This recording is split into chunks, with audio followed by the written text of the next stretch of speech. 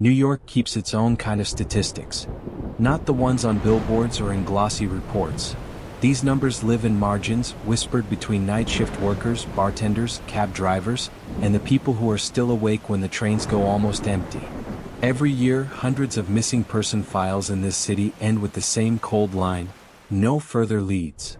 Dozens of 911 calls report footsteps in sealed tunnels, doors opening onto floors that don't exist, passengers who never show up on camera. Some victims return and refuse to talk. Most never come back. The official stories stop there. But the voices don't. Welcome to Voices from the Other Side, the channel where we collect those unfinished endings, stitch them together, and listen for whatever is knocking from the dark side of the glass. If you want to keep walking with us through these long, empty corridors, hit like, share this with the one friend who loves scary stories just a bit too much, and subscribe so you don't miss the next knock on the line. Tonight, our first signal comes from deep under Brooklyn. From a station most commuters forget the second their train doors close. This is Platform 328 at Hoyt-Schermerhorn. Leo always said the subway at night had better acoustics than any club in Brooklyn.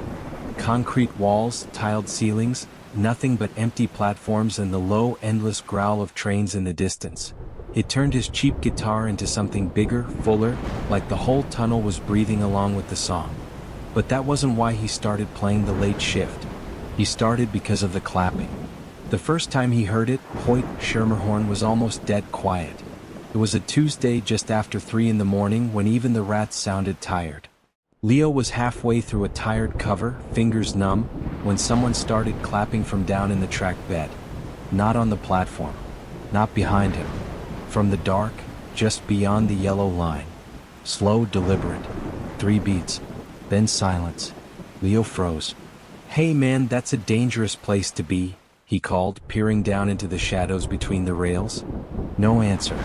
Just the hum of the fluorescence and a faint drip of water somewhere far along the tunnel. He shook it off as echo noise, something stupid like that. Played another song. Packed up. And when he opened his guitar case, he found something he was sure hadn't been there before. A $1 bill folded in half. Wet. Not sweaty wet. Not spilled drink wet. River wet. The ink had bled just enough to blur Washington's face, but there was a clear blue pen mark across the top margin, a time scribbled in shaky handwriting. He laughed it off, shoved the bill in his pocket, and went home. He came back the next night. If you asked him, he'd say it was for tips. If you watched him set up, you'd see his eyes keep sliding toward the tunnels like he was waiting for something to answer. It did. The second night, the clapping came between songs. 3 slow claps from the dark. Then a faint sound like something heavy dragging along the gravel. Leo stepped closer to the edge.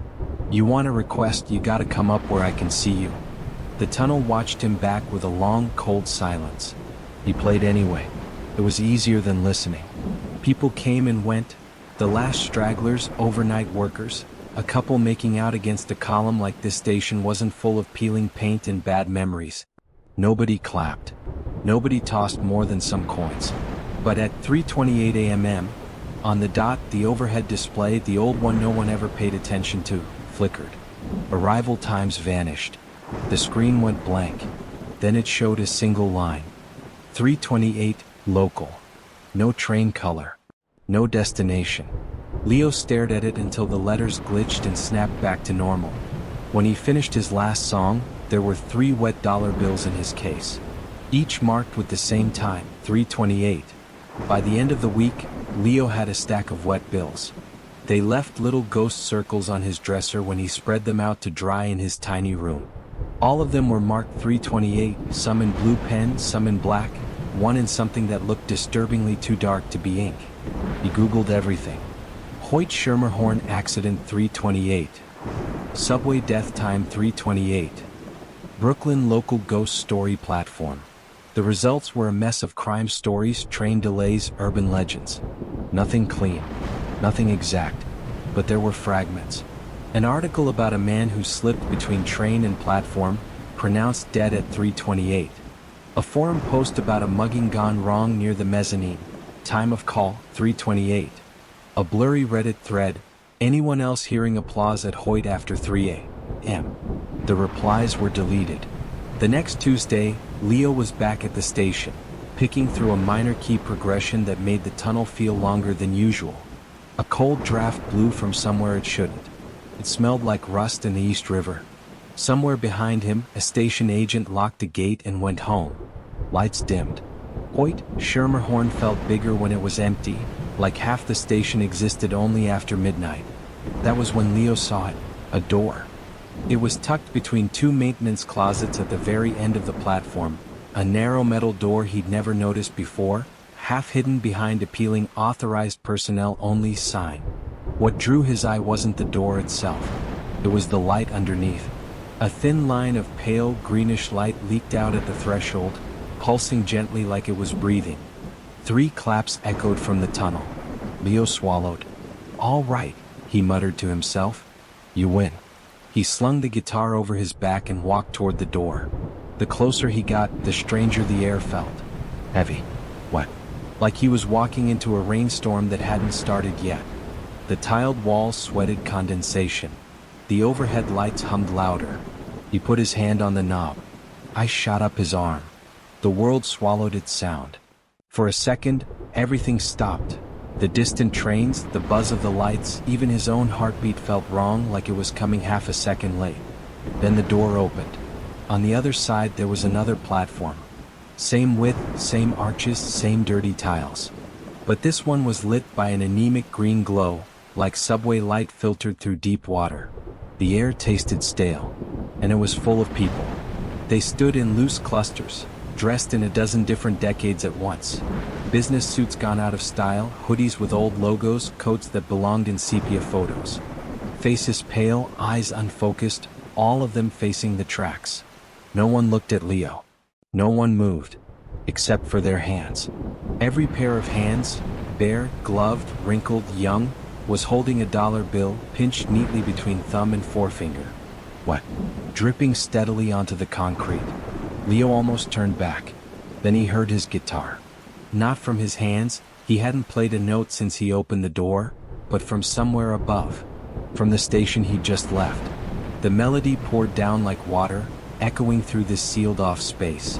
A woman near the edge of the crowd tilted her head. Slowly, as if her neck were rusted, she turned toward Leo. Her eyes were cloudy. Her hair plastered to her cheek as if it had dried that way. "Play it again," she rasped. Her voice sounded like the tracks, metal and gravel and old dust. Leo opened his mouth. No sound came out. The arrival board on this hidden platform flickered to life. 3:28, local, on time. Somewhere down the tunnel, a wind began to blow. No headlights, no screech of brakes. Just wind, cold and damp, rolling toward them like a wave. The crowd shuffled closer to the edge. Without meaning to, Leo stepped back until his heels kissed the yellow line. "This isn't," he started. The woman's head snapped up. Her eyes cleared for a second, and in them he saw sheer, feral panic. "Don't stand there," she hissed. "You already did that once." The wind hit him full in the chest. For a heartbeat, he heard everything at once.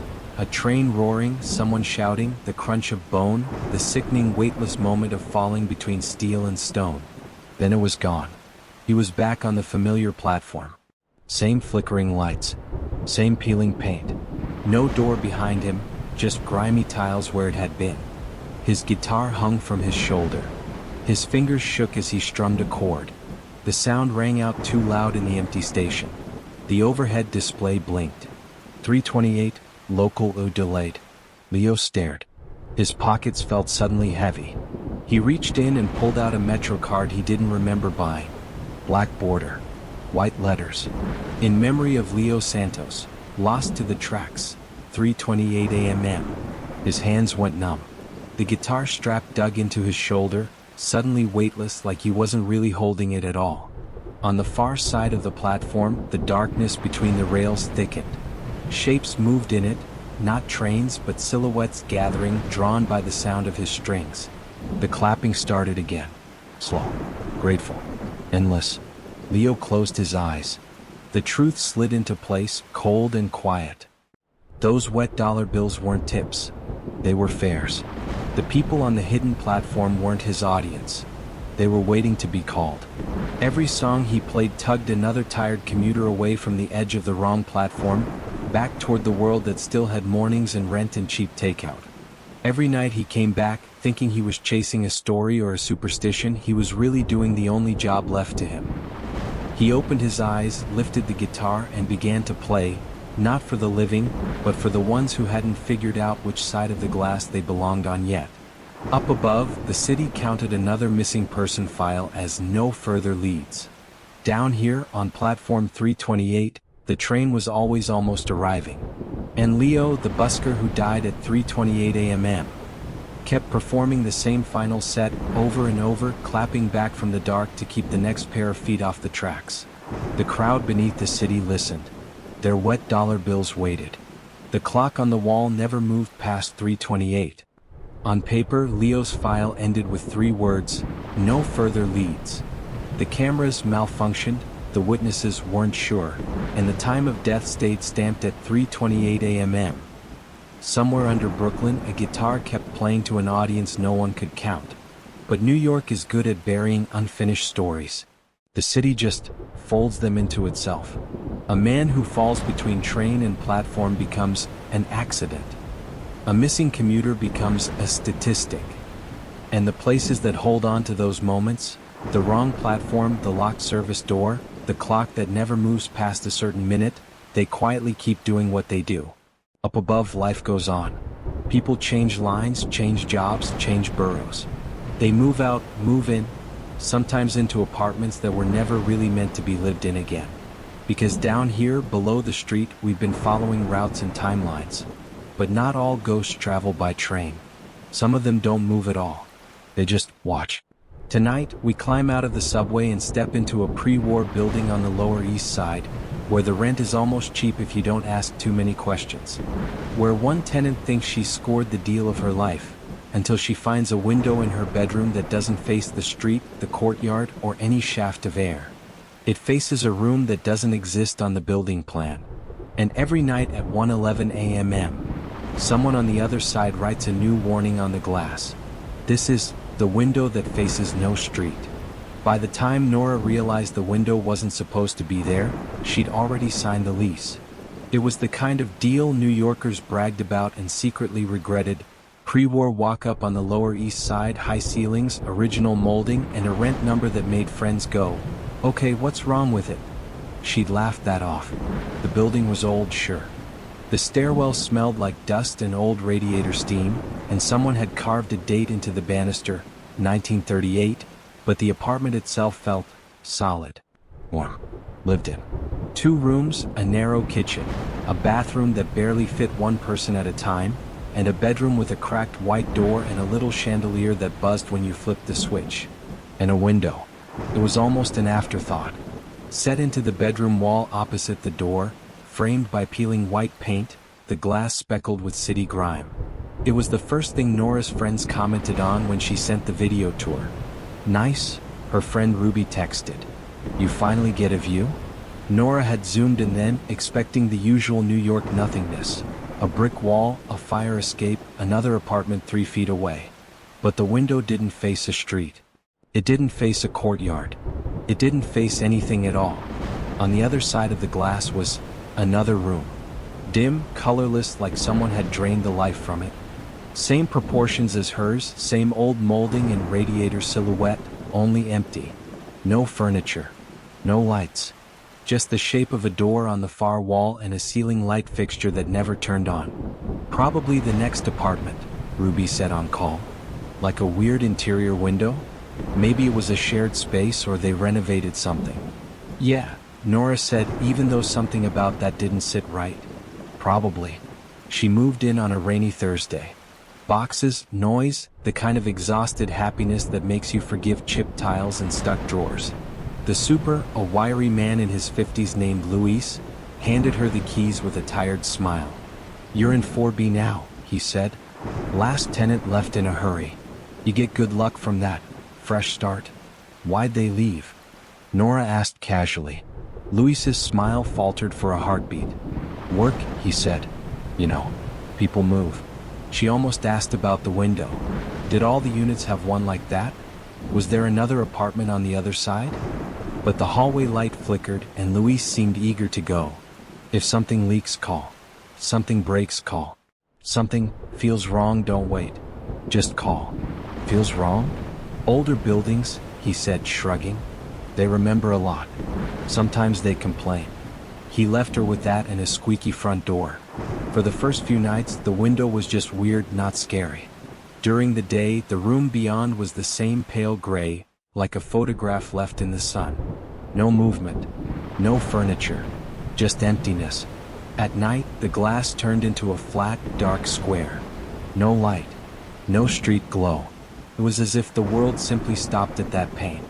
The first strange thing happened on a Sunday. Nora had fallen asleep with her laptop still playing some show, the screen casting faint blue light on the ceiling. She woke up to the feeling of being watched, that subtle prickle on the back of your neck that insists you're not alone. Her laptop had gone dark. The only light came from the digital clock on her nightstand, 1:11 a.m. She rolled over toward the window. There was writing on the glass. 3 words traced from the other side, the loops and lines backwards from her point of view. Ivonto. Nora's heart slammed once. Her brain flipped the letters automatically. Move out. She sat up so fast her head spun. Hello, she called, ridiculous even as she said it. Who's there? The other room, if it was a room, stayed dark. The letters glistened, like someone had just dragged a wet fingertip across the glass. She scrambled for her phone and snapped a picture. By the time the flash went off, the letters were already fading, sliding down like condensation. She didn't sleep the rest of the night. The next morning, she convinced herself it was some kind of moisture trick. Steam from the building. A prank from a previous tenant that the temperature change brought out. She showed the photo to Ruby over coffee. That's gross, Ruby said. But honestly, I'd move out too if my radiator sounded like that.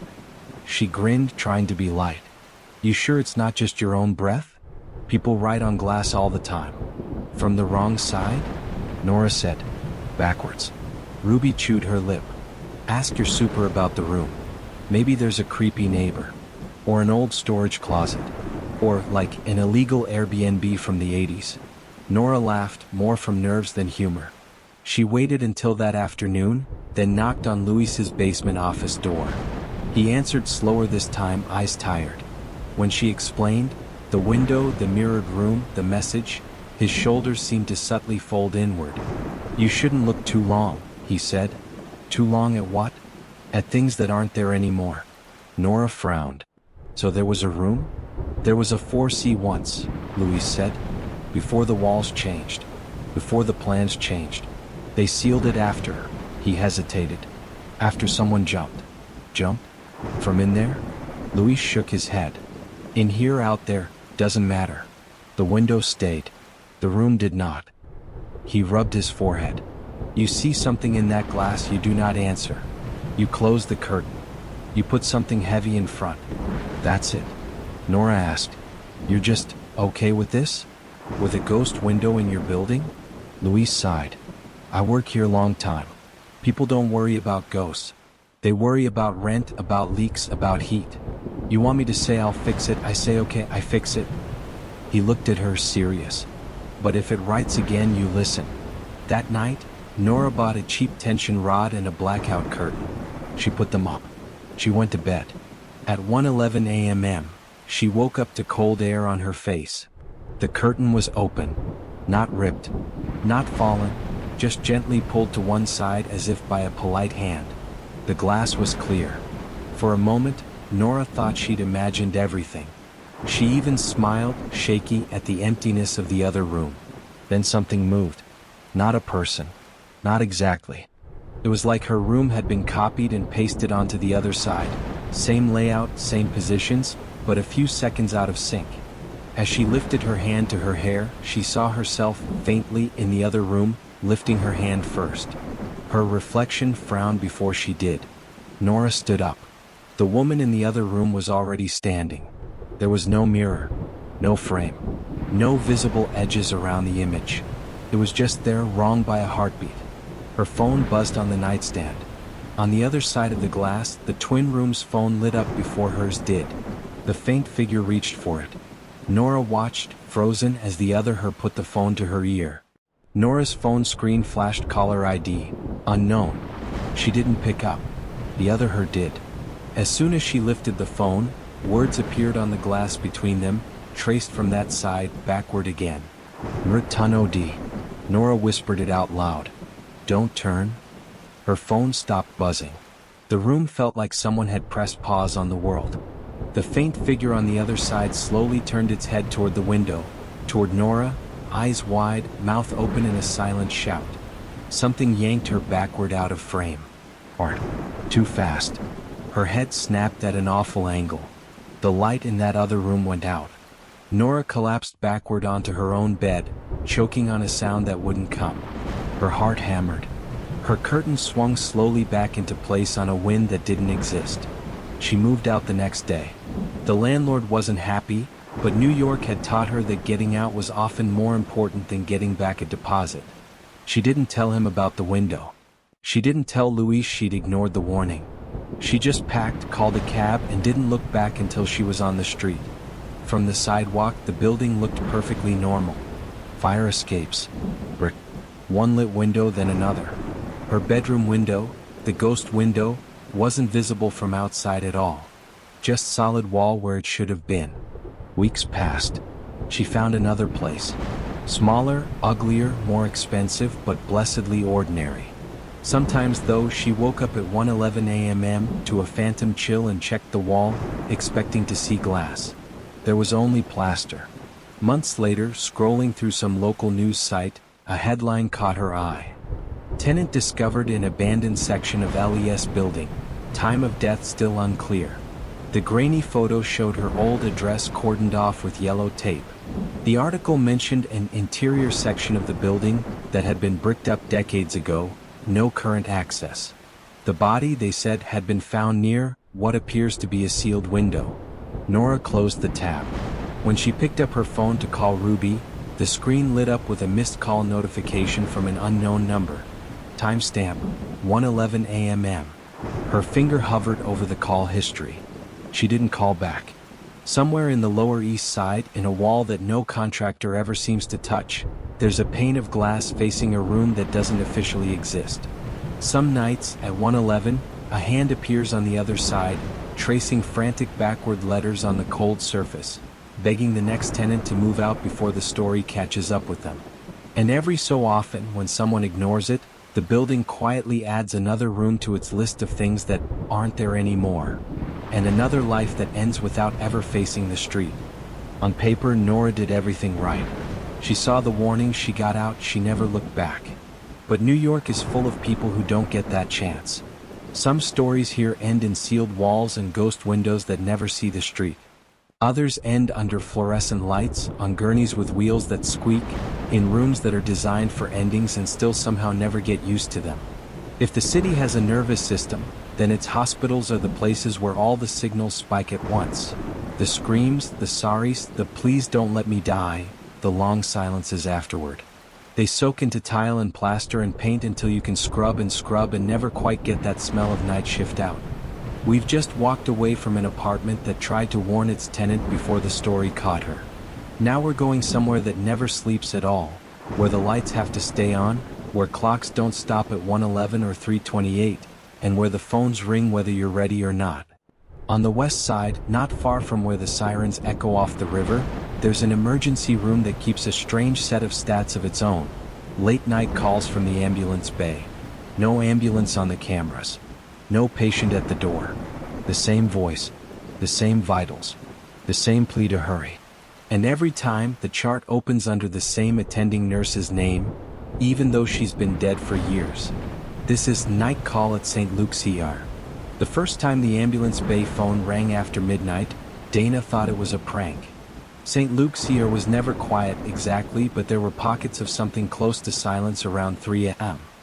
When the drunks had been patched up, the worst traumas had either gone upstairs or gone cold, and the waiting room was down to the guy with chest pain who refused to put his phone away and the old woman who just didn't feel right.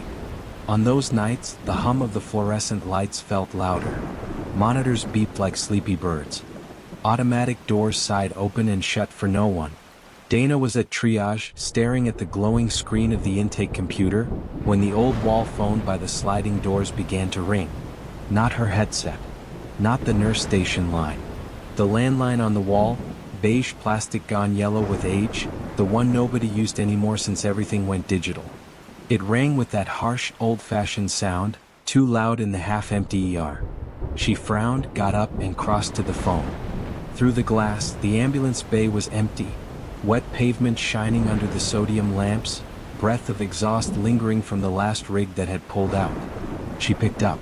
St. Luke's emergency, this is Nurse Dana. Static hissed softly on the line. Under it, a woman's voice, tight with panic and trying not to show it. We're 2 minutes out. Male, late 20s, blunt head trauma, possible internal bleed. BP 80/40 and dropping. Etairu, Seroiru. Triage readiness, please. Dana blinked. You're coming to St. Luke's? Yes. Copy that? Copy, Dana said automatically, fingers already flying across the keyboard to open a new chart. Name? The woman rattled off a name, date of birth, vital signs like she'd said them 100 times before. The cadence was familiar, calm, practiced, the way medics usually sounded when they were trying to talk over fear. Got it, Dana said. We'll be ready at the bay. She hung up, grabbed a gurney with the tech on duty, pushed it out into the cold. The bay smelled like rain and diesel. She checked the clock over the door. 3:01 a.m. Cold wind slid under her scrubs, raising goosebumps. The tech Malik shoved his hands into his pockets. Which unit? He asked. Didn't say, Dana replied. But they're almost here. They waited. Headlights passed on the avenue beyond the gate. An ambulance siren wailed faintly somewhere far off, then faded in the wrong direction. 3:03 a.m. Came and went. No rig turned in. No flood of red and white light. No screech of brakes, no slam of doors. By 3:10 Malik muttered, must have diverted, and rolled the empty gurney back inside. Dana followed, throat tight. Diversions happened. Units got rerouted to closer hospitals, to trauma centers better equipped. But usually dispatch called. Usually somebody said something. She checked the system. No incoming ETA had been logged for that time. No inter-hospital call. Nothing. She frowned, tried to remember if the caller had even given a unit number. By the time her shift ended at 7, she had almost convinced herself she'd misheard the time, or that the rig had gone into cardiac arrest en route and been redirected. St. Luke's wasn't the only ER on the west side. She went home. Slept. Came back the next night.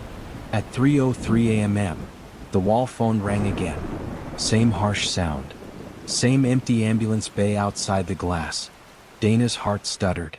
She picked up. St. Luke's here, this is. We're 2 minutes out. Male, late 20s, blunt trauma, possible internal bleed. BP 78/40 and dropping. Etairu, Seroiru. The voice. The words. Almost exactly the same. Dana swallowed. Who is this? Pause. Then, as if the question hadn't been asked at all, the caller continued. Triage readiness, please. What's your unit? Dana pressed. What's your... Static flared, swallowing the rest of the sentence. The line went dead. Dana stared at the receiver, then at the door. At the clock. She pushed out a gurney. Waited. Nothing. When she came back inside, the charge nurse, Lila, raised an eyebrow. Expecting royalty? Got a call from the bay phone, Dana said. Said they're 2 minutes out with a head trauma. Same as last night. Lila's face changed just a fraction. The landline? Yeah.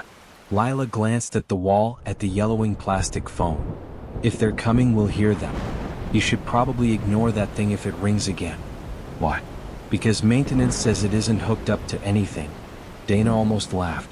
Then she saw Lila wasn't smiling. What do you mean not hooked up? Old hard line, Lila said quietly. They took it off the system when they upgraded. It's not even in the switchboard anymore. But it rang, Dana said.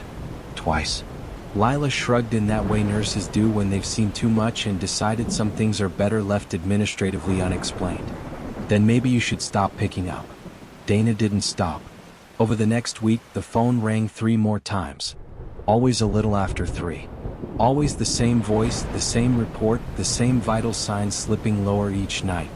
She started writing them down. Male 27. Name, Mark Alvarez. Incident, struck by car while crossing against light on 10th Avenue. Time from impact, 9 minutes. 10. 11. Pressure dropping. RSP shallow. Pupils sluggish. Where are you coming from? Dana asked on the fourth night, knuckles white on the receiver. A beat of silence that felt offended.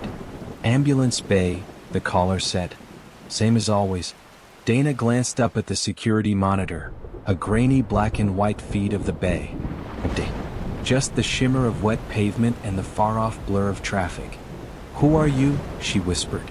The answer came slow, like the speaker had to remember. Nurse in triage. The line cut. The next day, Dana found an excuse to visit records. She told herself she was being ridiculous, sleep-deprived, maybe even subconsciously filling in gaps, hearing ambulance reports where there were none, making patterns out of random noise. Nurses did that when they were tired. Still, she asked the archivist if there had been any incident reports involving a Mark Alvarez. Car strike. West Side. Roughly her age group. The archivist tapped at the old system, scrolling.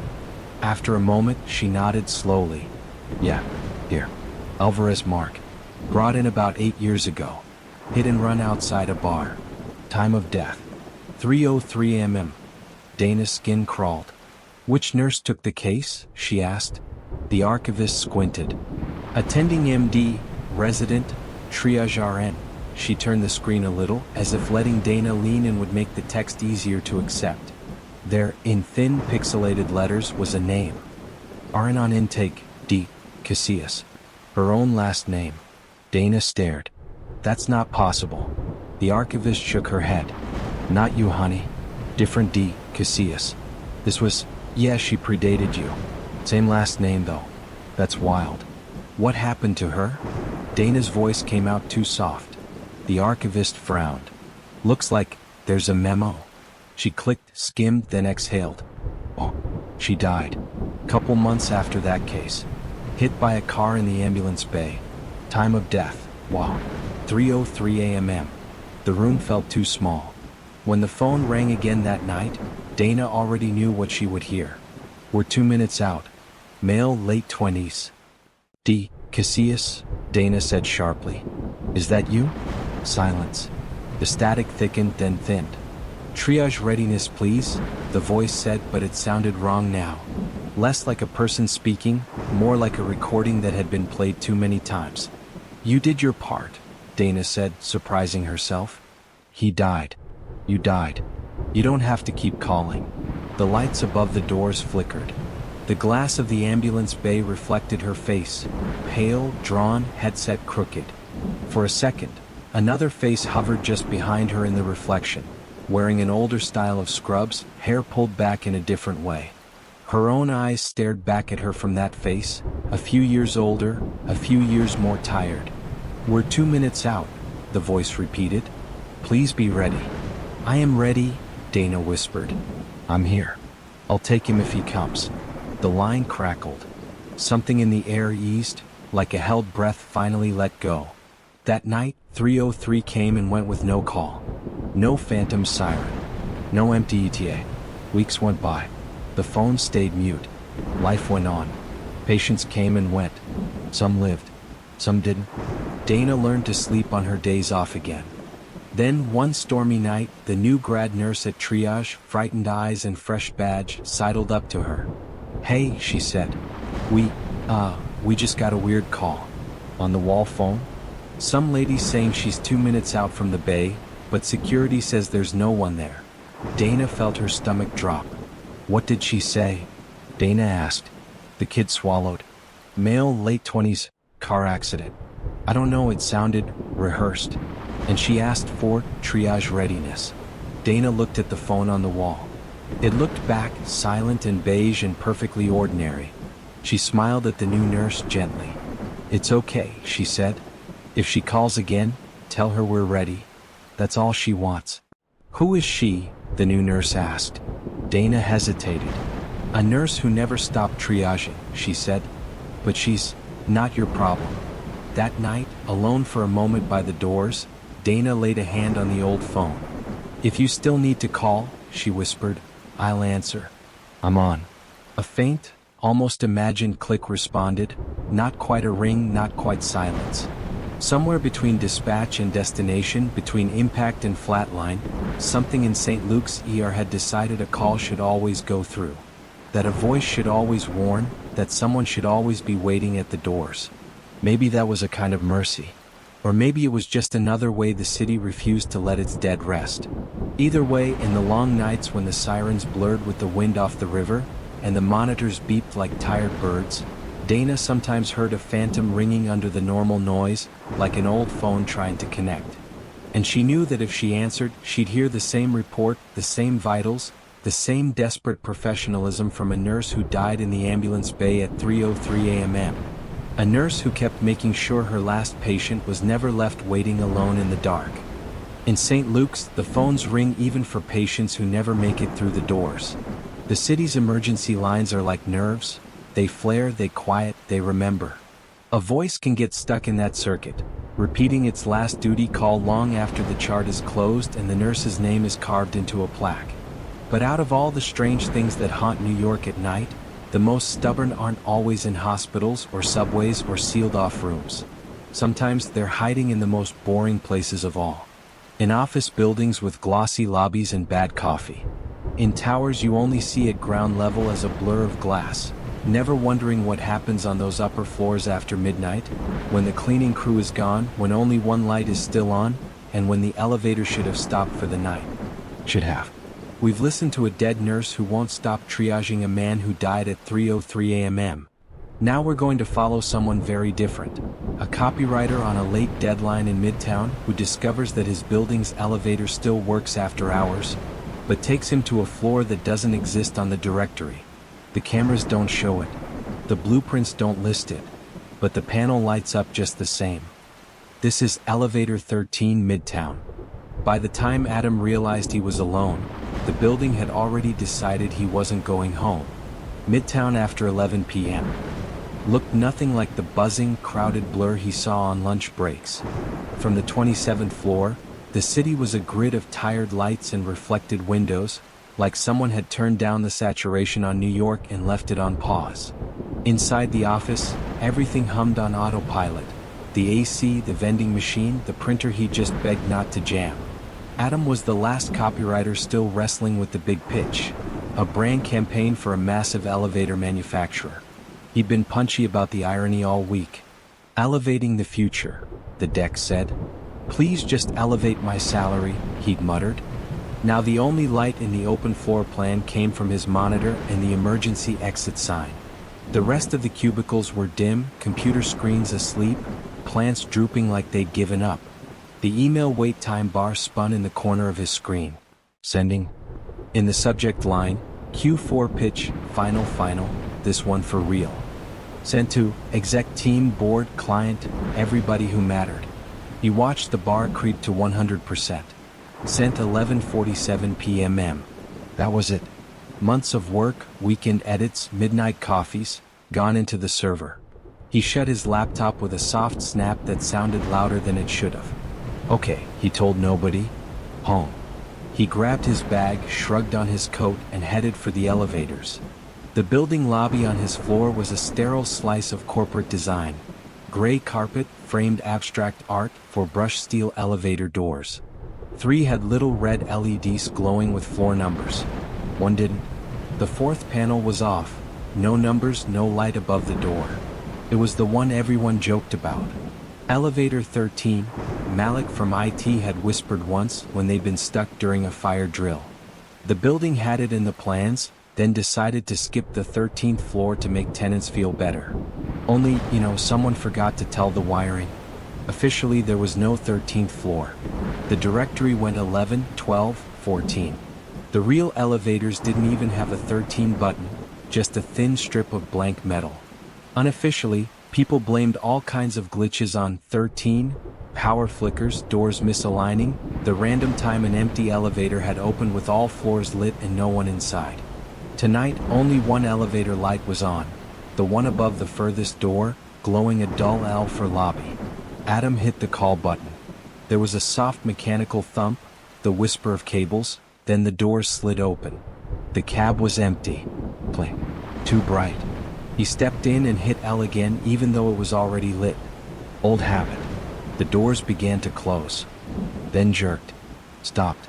The button lights blinked off, then on again. All of them. Adam frowned. Every floor number glowed white, 2 through 12, 14 through 40, except there where the blank strip of metal should have been. Between 12 and 14, a new button glowed softly. Adam stared. "Very funny, Malik," he said to the camera in the corner. "Okay, good prank. You got me." No response. The little black dome of the camera stared back. He reached out and touched the 13. The air changed. Not colder exactly. Denser. Like the gravity dial had been nudged up a notch. The elevator began to move, but not with the usual smooth lurch and glide he was used to. This was slower. Deliberate. Like it was deciding. After a few seconds, the cab shuddered to a halt. The floor display above the doors glowed. 13. There was no accompanying chime. No pleasant female voice announcing the floor. The doors opened. The hallway beyond looked like every other corporate floor in the building. Same charcoal carpet, same emergency lights, same fire extinguisher bolted to the wall. But something was wrong with the color. Everything looked desaturated, like a photocopy of itself. The exit sign light was a dull, sickly red. The overheads hummed dimmer. Adam stepped out cautiously, phone in hand. No signal bars. No Wi-Fi. "Hello?" he called. His voice sounded flat. On the right, a glass door bore his company's logo, reversed from this side as if he were looking at the back of a sticker. Above it, in neat black font, "Elevate Agency, 13th floor pilot." "We don't have a 13th floor," he muttered. The door opened at his touch. Inside was the office. His office. Same layout, same desks. Except everything was a few hours off. His desk chair was still pulled out, his half-finished coffee still sweating on a coaster, his laptop still open, screen showing his email, the one he'd just sent. Only it wasn't sent. The bar still read, sending, 87%. The timestamp was 11:30 p.m. instead of 11:47. A printed stack of decks sat on his desk. The top page had a sticky note in his own handwriting. "Do not send this version. Wrong slide order." Below that, in jagged pen, "This pitch gets someone killed." Adam's skin prickled. He didn't remember writing that. It looked like his writing, but like he'd been shaking. He flipped through the deck. The content was identical to the one he'd just emailed. Big glossy headlines about safety, efficiency, maximum occupancy. On one slide, a diagram showed capacity charts. Weight limits, number of passengers per car. In the version on his laptop, he bumped the optimal capacity number up after a client call. A tiny tweak to make the elevators seem more efficient. Harmless. Just numbers. Here on the printed deck, that same number was circled in red. Underneath, someone had written, "If they build to this spec, the cable fails. Overload at 12:13 a.m. Floor 27. Adam laughed, a brittle sound. "This is stupid," he told the empty office. "Sleep deprivation stupid. None of this is real." His phone buzzed in his hand. For a second he thought he'd gotten signal back. But the screen showed no carrier, no bars. Just a notification at the top. Calendar, client pitch, 9 a.m. Tomorrow, confirmed. Underneath, another. Projected incident, elevator failure, 12:13 a.m. 19 casualties. He stared. On his real phone, he didn't have any app that would show something like that. No projected incident reminder. From somewhere down the desaturated hallway, a ding echoed. Elevator doors opening. A voice floated from nowhere, everywhere, like it was bouncing through the vents. Q4 pitch approved. Maximum capacity implemented. Testing scheduled for late night run. Adam's stomach dropped. The building plan flashed in his mind, how the boss had bragged that if they nailed this account, their company would likely be first in line to occupy the new tower's top floors. How he joked about getting stuck on the 27th floor forever. He looked back at his desk. On the laptop screen, the progress bar flickered. Sending 99%. His own fingers reached for the touchpad, not now but earlier, a ghost of a memory. He watched as the cursor hesitated over the cancel button, trembled, and didn't click it. He'd sent it. In his timeline. This was the hallway where he had a chance not to. The elevator dinged again, closer. The floor display above the office door, where no display should be, flickered to life. 12:13 a.m. Okay, he said out loud, trying to steady his breathing. If this is a dream or a nervous breakdown, fine. Either way, I know what the plot is. He grabbed the printed deck, tore the first page in half, then yanked the laptop cord from the wall. The screen stayed on. Sending 100%. Sent. A new email line popped up. Q4 pitch, final, this one for real? Looks great. Approving specs as presented. The elevator voice purred from the vents. Elevator load test initiated. Please stand clear of the doors. Adam slammed the laptop shut. The bar didn't care. The email was in the system. The specs were in the world. That future was already moving. Unless he could break the connection.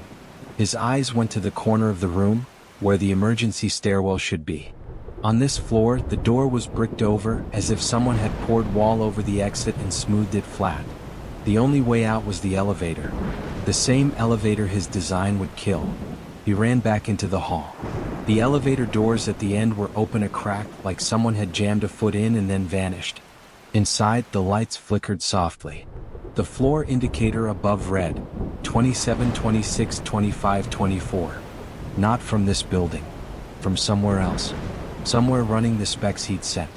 On the far wall of the hallway, an LED panel he'd never seen before flashed red. Occupancy, 23/19. Overload. Cable stress, critical. No, he whispered. No. The numbers ticked higher, the wayload bar pulsing. Then another line appeared under it in a different, colder font. Override possible, terminate source. Beneath that, his own name. Source, Adam Harris, floor 27. He understood. Terminate source. Break the sending point. The only way to stop the future elevator test was to cut off the origin of the faulty data. Him, his access, his connection. He ran back to the elevator he'd ridden up in, the one waiting calmly with its doors still open on 13. Take me back, he snapped into the empty air. Lobby. No. None of the buttons responded. All of them were lit at once, a wall of white. Except for 13. That one pulsed slowly like a heartbeat. Override accepted, the ceiling speaker said softly, in a voice that sounded almost like his own pitched down. Source will be isolated. The doors slid shut. The cab began to move, not up, not down, but somewhere in between. He felt the floor drop in his stomach and rise at the same time. The panel numbers ran wild, 12, 27, 3, 40, 1, 19. Then settled on. The car jerked. Came to a stop that rattled his teeth. The doors didn't open. In the distance, or right outside, he heard metal scream, the sound of a cable snapping under too much weight. A thud that seemed to land somewhere inside his ribs. Then, nothing. His phone buzzed one last time. He looked. No carrier. No bars. Just a single line of text glowing on the locked screen from no app he recognized. Incident averted. Casualties, 0. Status, source contained between floors. Adam laughed once. It sounded like someone else's voice trapped in a tin can. He pressed the door open button. He pressed L27 alarm. Nothing. Outside, the building would open in the morning. People would take the real elevators. The email server would glitch. The pitch would register as corrupted. Specs would be recalculated. No one would ever know how close they'd come to loading 19 people into a metal box and cutting the cord at exactly 12:13 a.m. And somewhere between floors, not 13, not 14, just the thin slice of space where bad ideas go to die, one elevator would stay permanently out of service, its position on the system listed as unknown. Tenants would make jokes. IT would blame a software bug. The landlord would shrug and say, We just don't use that car anymore. On some nights, long after the cleaning crew went home, if you stood in the empty lobby and really listened, you might hear a faint, frustrated breath from behind the unopened metal doors. The soft click of an elevator button being pressed over and over. Trying to go up. Trying to go down. Trapped at 13.5 for as long as the building stood. All because one copywriter pressed send, and then tried to press cancel too late. If the city were a machine, Adam would be one of the bolts it quietly loosened and dropped between the gears. No report was filed for copywriter trapped at 13.5. No elevator technician wrote, cabin sent offline to prevent a future massacre. On paper, it was just an out-of-service tag zip tied to a button nobody pressed anymore. In New York, that's what happens to most of the people who accidentally save it. They just disappear into the spaces between floors. But not every story in this city is about being trapped. Some are about moving over and over all night, in loops so old the streets don't even remember the water they were drawn over. You turn off your office lights, jaw tight with stress, and step out onto the sidewalk. The air smells like trash day and cheap food. Somewhere not far away, the subway roars under your feet. And beyond that, deeper, older, there's another sound. Water slapping against concrete, a low horn that doesn't belong to any car, and the creak of something wooden in a city made of glass and steel. Tonight, we're leaving the elevators behind. We're stepping into a different kind of vehicle. One with 4 wheels and an app, the kind you call when it's too late for trains and too far to walk. A rideshare driver thinks he's just picking up surge fares along the East River. Late night pings. Weird addresses. Quiet passengers. They pay in wet bills. They ask for piers and docks that don't exist anymore. And they all get off halfway across the bridge. This is East River Ferryman. Most rideshare drivers in New York eventually get used to weird hours. Weird requests. Weird energy from the drunk guy in the back insisting every song you play is his favorite. Evan thought he'd seen it all by his second year behind the wheel, until the app started rerouting him toward the East River after midnight. It began on a Tuesday, the kind of damp, foggy night that made the city feel like it was exhaling slowly. Evan was about to call it quits. It was 2:14 a.m. Search prices dropping, his eyelids heavy. He was pointed west toward home in Queens when his phone chimed. New ride request, 3. 2x search pickup. East River Park, Pier 35 Old. Destination, Manhattan Bridge Overpass. He frowned. Pier 35 Old wasn't a normal tag. The app usually said Park and Trance, corner of X and Y, not old like someone had tacked on a note. He almost declined.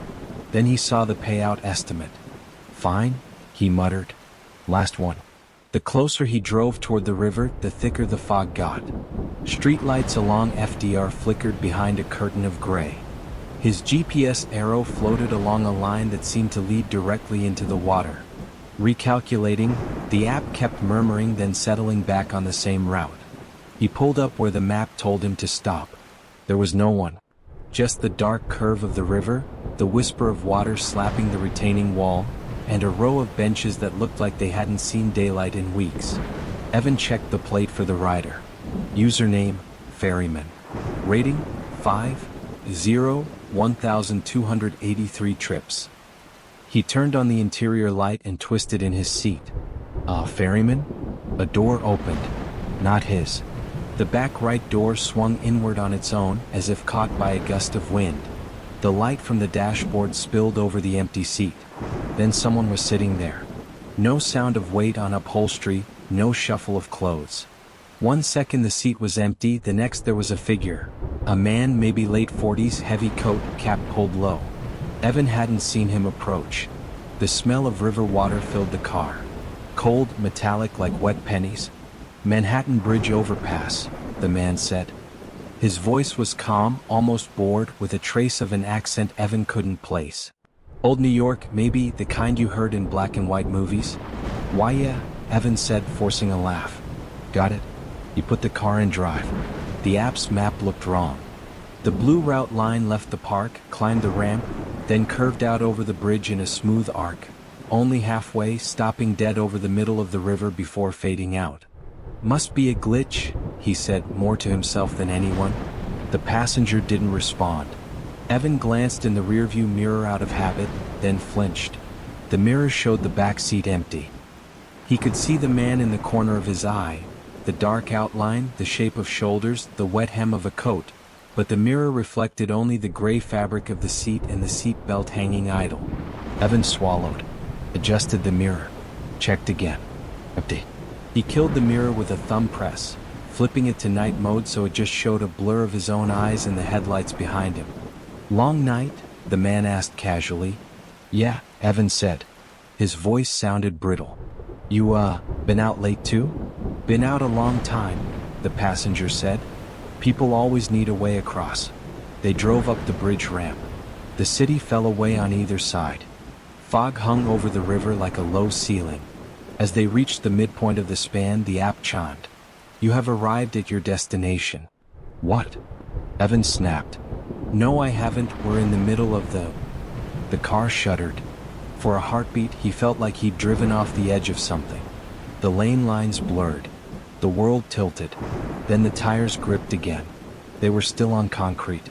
Evan pressed the brakes and eased onto the narrow shoulder, hazard lights clicking. Sorry, he said, heart hammering. The app glitched. You going to Brooklyn or staying in Manhattan? I can. This is fine, the man said. From the corner of his eye, Evan saw the passenger reach into his coat. Something flicked wetly onto the front console. Evan looked down. A wad of dollar bills sat there, edges dripping. Not damp. Soaked. Little puddles formed where they touched the plastic. He looked up. The back seat was empty. The door was closed. The smell of river water lingered.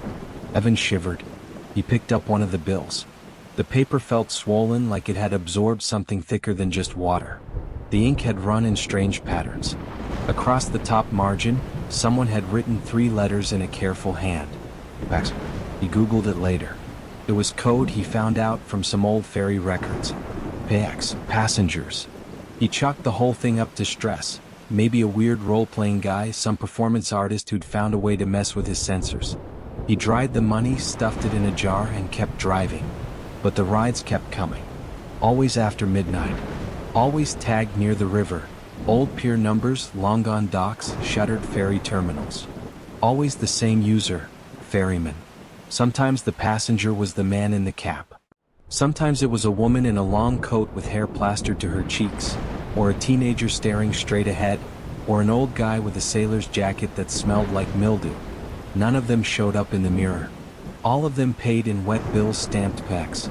Destinations were never city addresses. They were places like Brooklyn Navy Yard, Old Slip, Queensboro Landing, or simply Midspan Williamsburg Bridge. And always the app said you have arrived when they were halfway over water. After the 5th ride, Evan tried to cancel when the request popped up.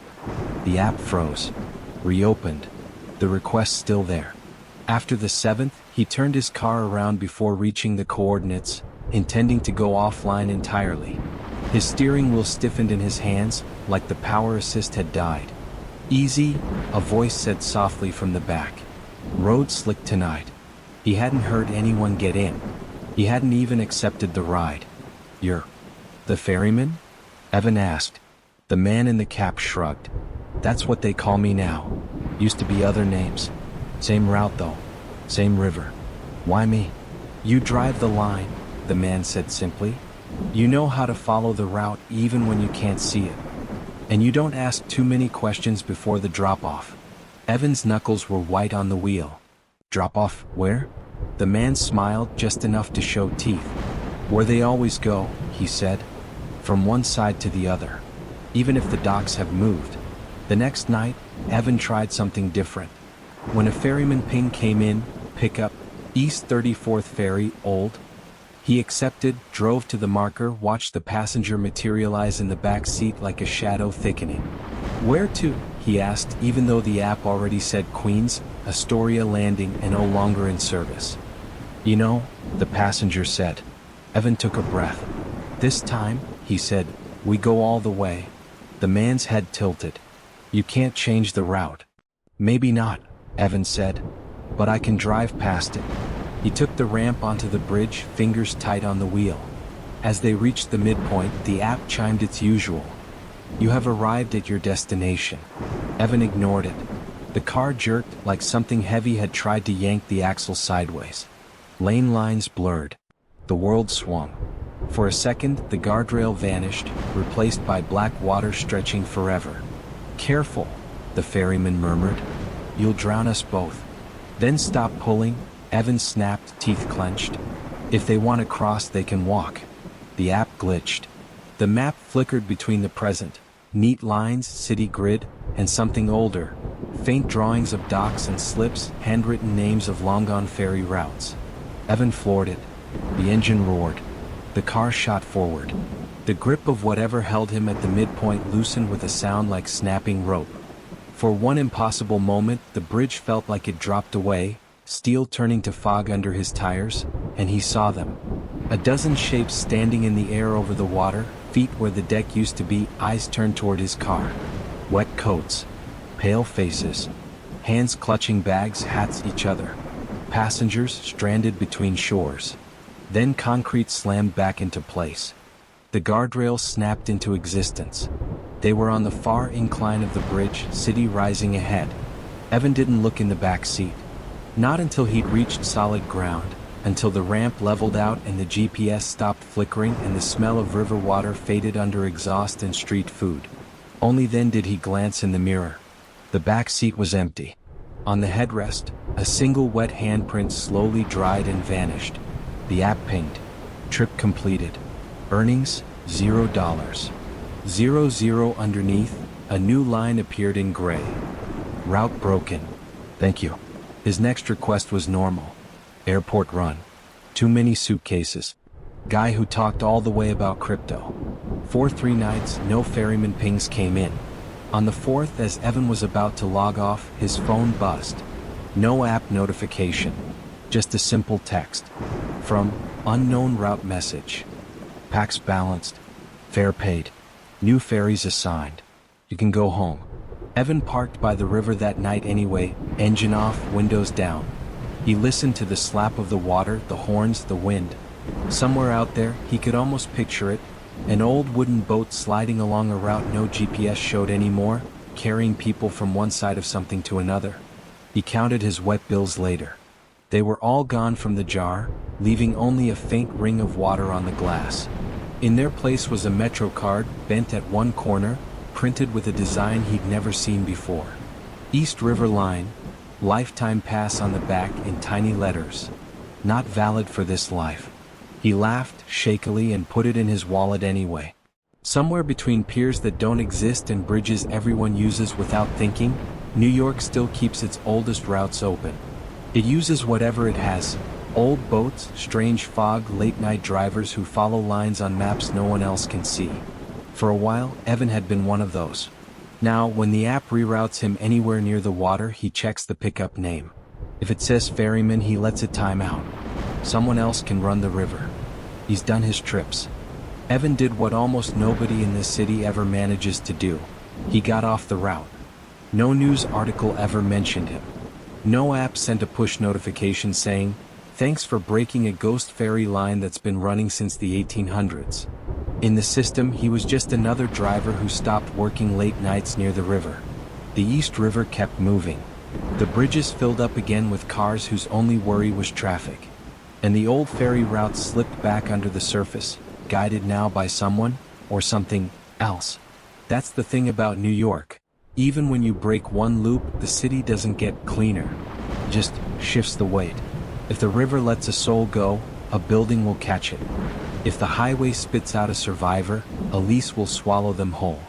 Because not every haunting here looks like a ghost in your rear seat or a name stamped in wet ink. Sometimes it looks like a good deal. A rent number that's just a little too low. A unit that's always miraculously available. A door with fresh paint and a lock that seems to reset itself every time someone leaves. On the Upper West Side, there's an apartment that never has to be listed. It doesn't wait for agents or showings or open houses. It finds you. The lease renews itself. The rent adjusts itself. And the longer you stay in 12B, the harder it is to remember a time you ever lived anywhere else. This is 12B sublets itself. Chat đã nói. By the time Lena asked what happened to the last tenant, her boxes were already stacked in the hallway. Upper West Side, pre-war, 1 bedroom, half the rent of anything else she'd seen within 3 subway stops. That was the magic of 12B. The listing had popped into her email like it had been waiting for her. No broker fee. No bidding war. The landlord replied to her inquiry in under 5 minutes. You seem like a good fit, the email said. If you can sign today, it's yours. Lena, recently laid off and burning through savings, didn't ask why. When she got to the building, the super was already waiting, keys in hand. He was in his 60s with tired eyes and a Mets cap, introducing himself as Miguel. You're lucky, he told her, leading her up the narrow stairs. 12B is very stable. No noise, no leaks, no trouble. Sounds perfect, Lena said. He hesitated like he'd meant to say something else. The apartment was exactly the kind of New York dream social media lied about. Original hardwood floors, big windows, crown molding, a tiny balcony that could maybe fit 1 chair if you breathed in. And it smelled, faintly, like fresh paint and lemon cleaner. Like it had been scrubbed hard only a few hours before. Last tenant leave furniture? Lena asked, noticing how empty it felt. Apartments in the city usually held echoes, scuff marks, forgotten nails, that lingering lived in wait. Last tenant left in a hurry, Miguel said. No furniture. Just paperwork. She signed the lease at the little kitchen counter. 12 months, surprisingly simple language, no sneaky fees. The rent number made her suspicious, but the deposit was lower than she'd expected. At the bottom, under the landlord's name, was a clause she didn't remember seeing in other leases. Auto-renewal in effect. Failure to terminate in writing equals consent to continuation. Rent subject to adjustment due to building stability needs. What does that mean? She asked, tapping the line. Miguel shrugged. Legal words. Building like steady tenants. You pay on time, you get to stay. Long as you want. That's the deal, okay? He looked relieved when she signed. The first month felt like a miracle. No cockroaches. No upstairs neighbor clog dancing at 3 a.m. No radiator screaming like a demon every time the heat came on. Just quiet. The kind of quiet that, in New York, made you suspicious. The mail started on day 3. Not in her mailbox downstairs, though that filled up with the usual junk. This mail was slipped under her front door, plain white envelopes, no stamps, no return address. The first one had a single line, printed in tidy, serif font. Rent on time equals stay safe. Lena rolled her eyes. Really, Miguel? She muttered, assuming it was some passive-aggressive reminder. She paid the rent online that afternoon. On the 1st of the next month, at 9 a.m. Exactly, she got a ping on her phone. Rent processed, thank you 12B. No portal login. No confirmation from a bank or a management company. Just a message from a no-reply address she didn't recognize, with her apartment number in the sender field. She tried to reply. Who is this? The email bounced back instantly. Mailbox does not exist. That night, she noticed the first picture. Lena didn't own many physical photos, but a friend had gifted her a tiny Polaroid printer.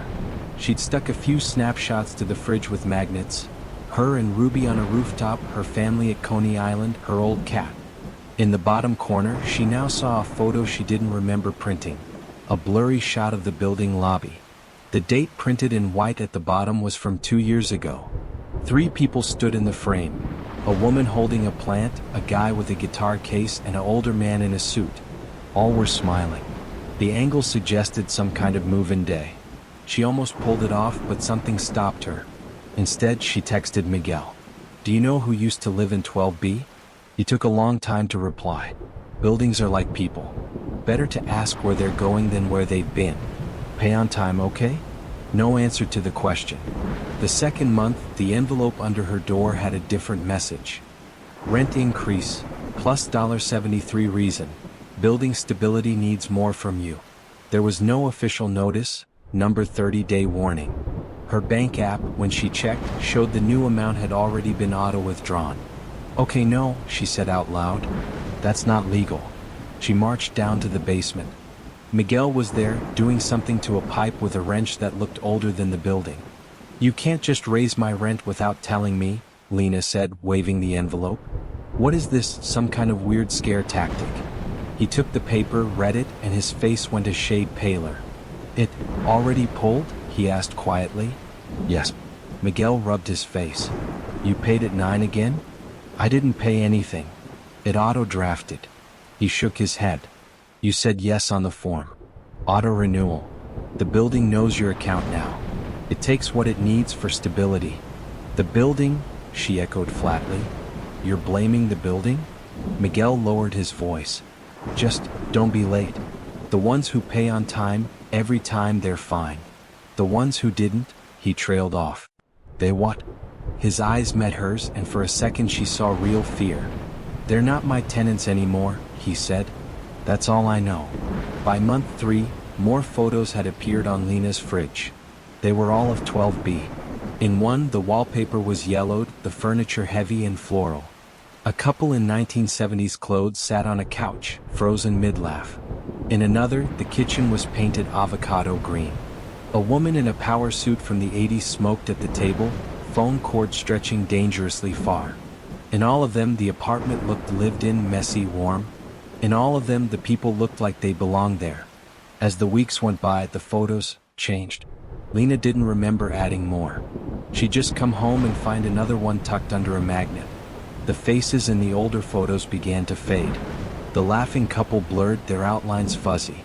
The woman with the phone grew translucent, as if someone had smudged her with an eraser. One by one, the tenants disappeared from their own pictures. The apartment stayed sharp. Lena started to dream about 12B even when she wasn't in it. She'd be at the grocery store, then look up and realize the aisle walls were her apartment walls, the cereal boxes lining the shelves actually her books. At Ruby's birthday, she had a sudden, dizzying moment where she couldn't remember her old address. Her life before 12B felt out of focus. "You okay?" Ruby asked, touching her arm. "Yeah, Lena lit. Just tired." How long had she lived there now? 3 months? 6? A year? Time felt weird. Her inbox dinged. A new message from the same no-reply 12B address. "Good tenant. Thank you for your consistency.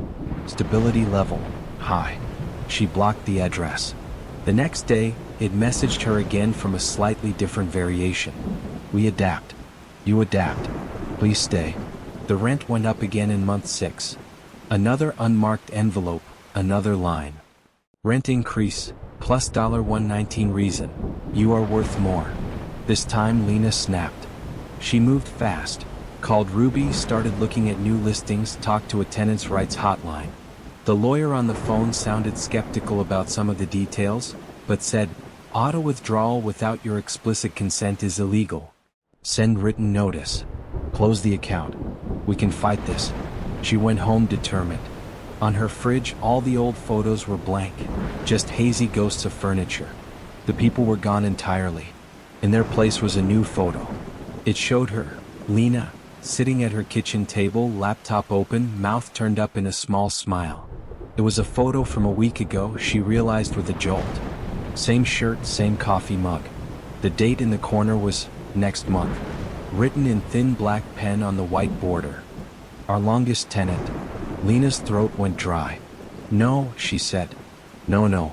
She grabbed a pen and paper and wrote out a termination letter right then and there. Her name, the date, her intent to vacate at the end of the month. When she tried to print it, her cheap printer groaned and spat out a page of her lease instead, with a new line highlighted. "Failure to maintain payment equals eviction initiated by unit. Consequences not the responsibility of management." "Eviction initiated by unit," she repeated. What does that even mean? On a wild impulse, she remembered Miguel's words. "You pay on time, you get to stay. Long as you want." What if she didn't? What if she wasn't the good tenant? When the first of the month came, Lena did nothing. No manual payment.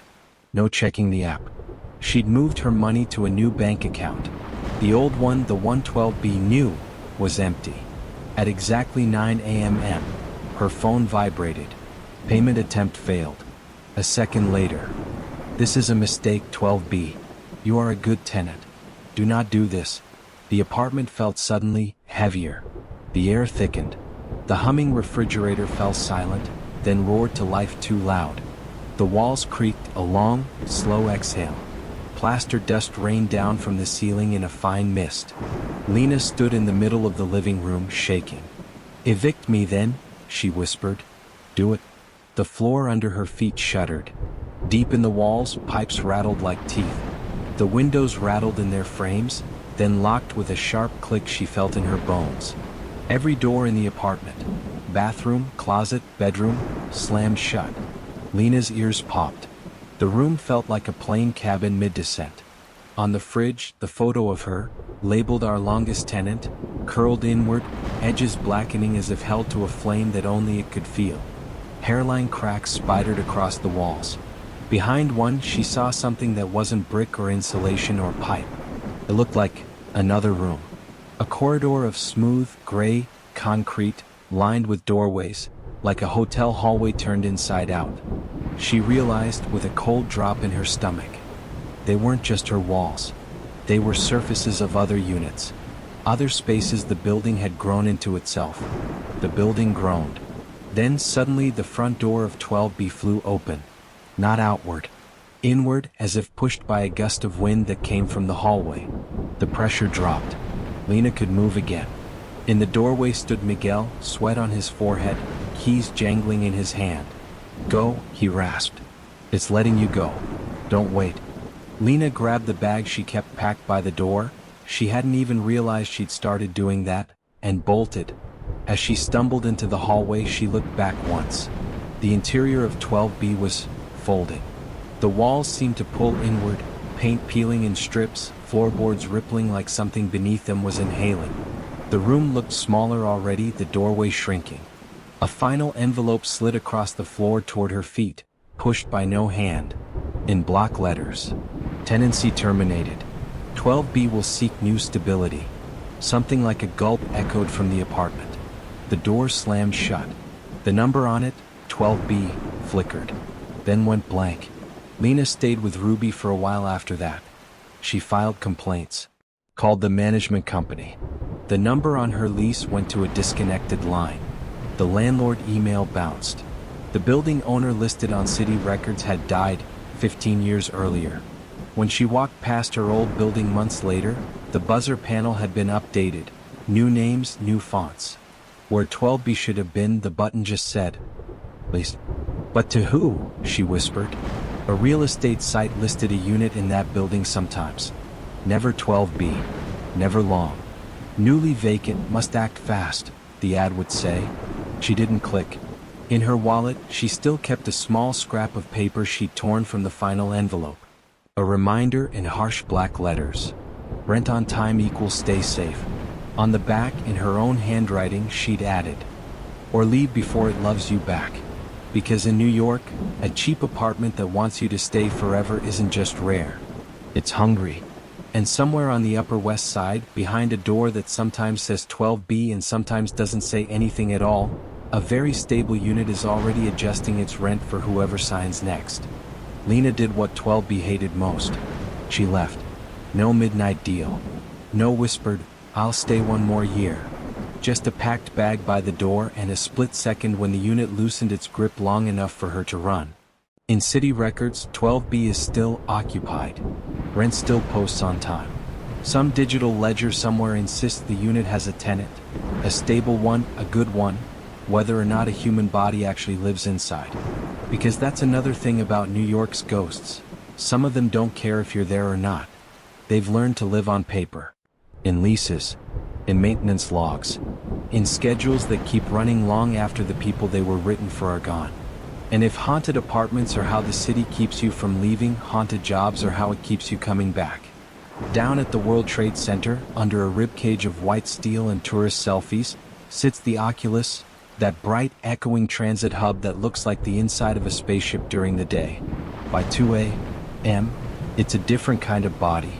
The commuters are gone. The shops are dark. The announcements stop. But the cleaning schedule doesn't. Every night, one name still appears on the rota. a night cleaner who died years ago in a track accident, but whose swipe card still pings the system, and whose mop tracks never quite dry on the white floor. Security says he's just a glitch. The cameras say otherwise. This is Oculus Night Cleaner. By the time Mason realized he was mopping in someone else's footsteps, half the station had already gone quiet. The daytime Oculus was all glass and noise and shopping bags. Tourists taking pictures, commuters blasting through, kids spinning in circles on the big white floor. At night, though, with the PATH trains running slow and the shops shuttered, the place turned into a hollow ribcage made of steel. Sound traveled differently. Every footstep echoed back at you from a dozen angles. Every squeak of a cart bounced off bone-white beams and came back just a little delayed, like something following too close. Mason was new to nights.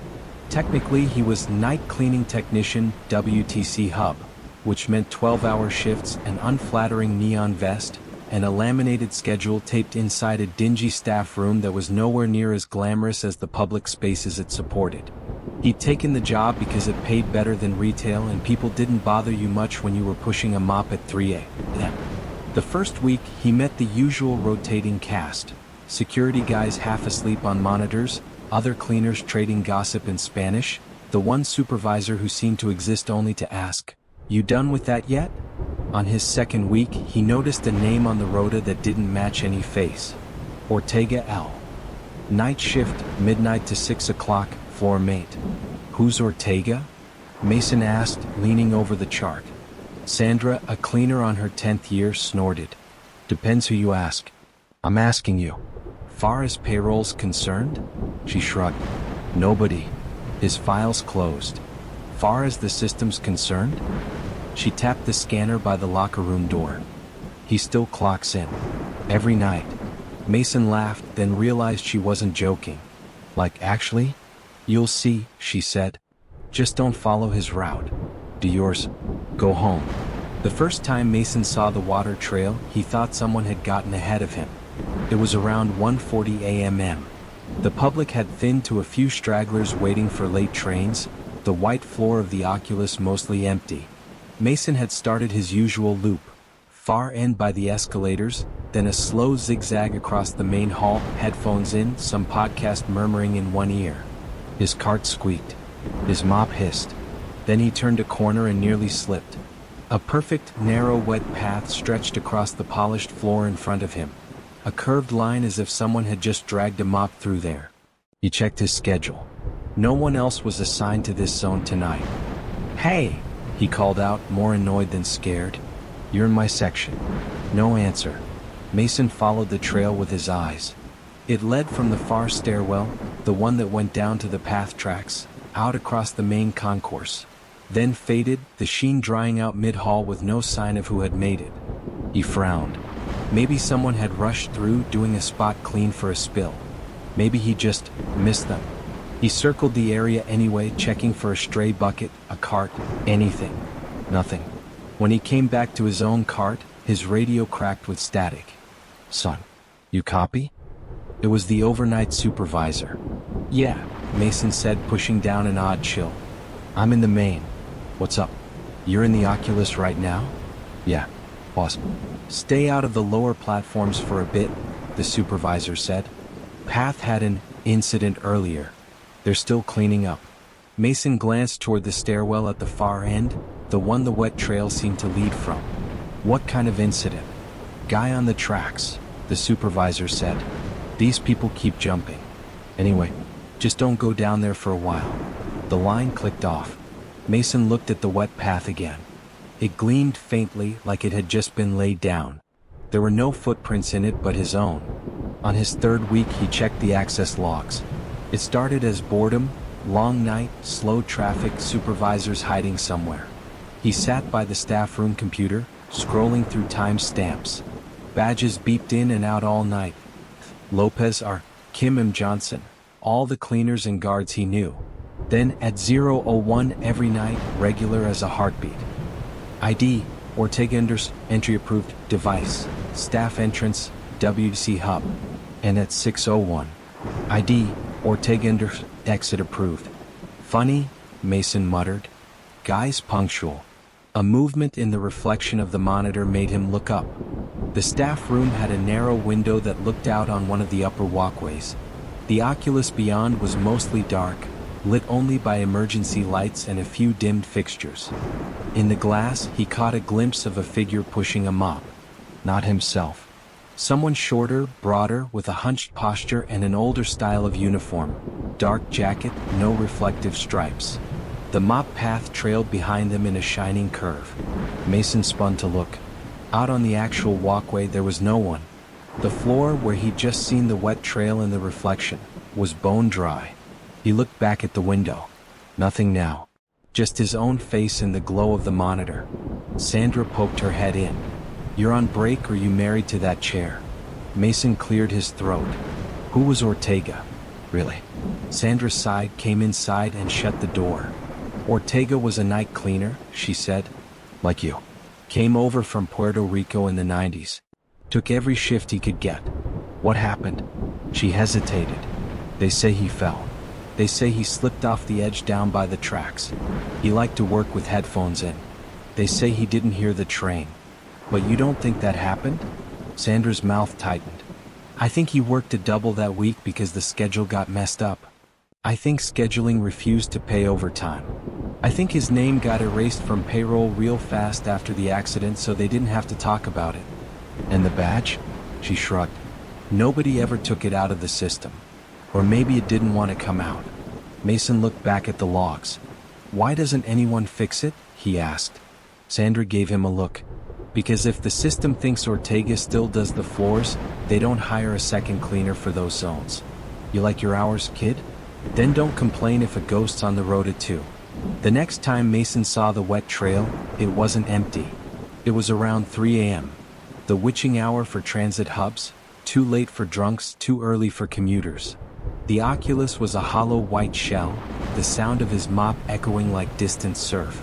He'd been trying to ignore the little system messages that had started popping up on his handheld device. Zone B2, status, cleaned. Even though he hadn't been there yet. Zone A1, status, mopped. While he was still on the opposite side. Made his numbers look good. His supervisor had even clapped him on the shoulder. Nice work, Mason. You're fast. I'm not, Mason had said, but the spreadsheet said otherwise. Tonight, when he turned into the far end of the concourse, there it was again, that narrow gleam of wet floor. Only this time he saw footprints.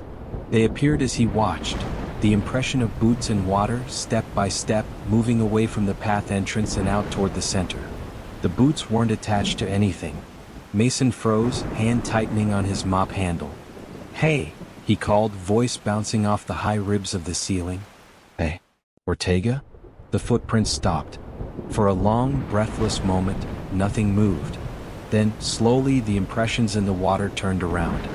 One boot print pivoted, then the other, like someone had turned to face him. In the reflection on the glossy floor, he saw it. A shape where nothing stood, a darker patch in the pale hall, like a shadow without a body.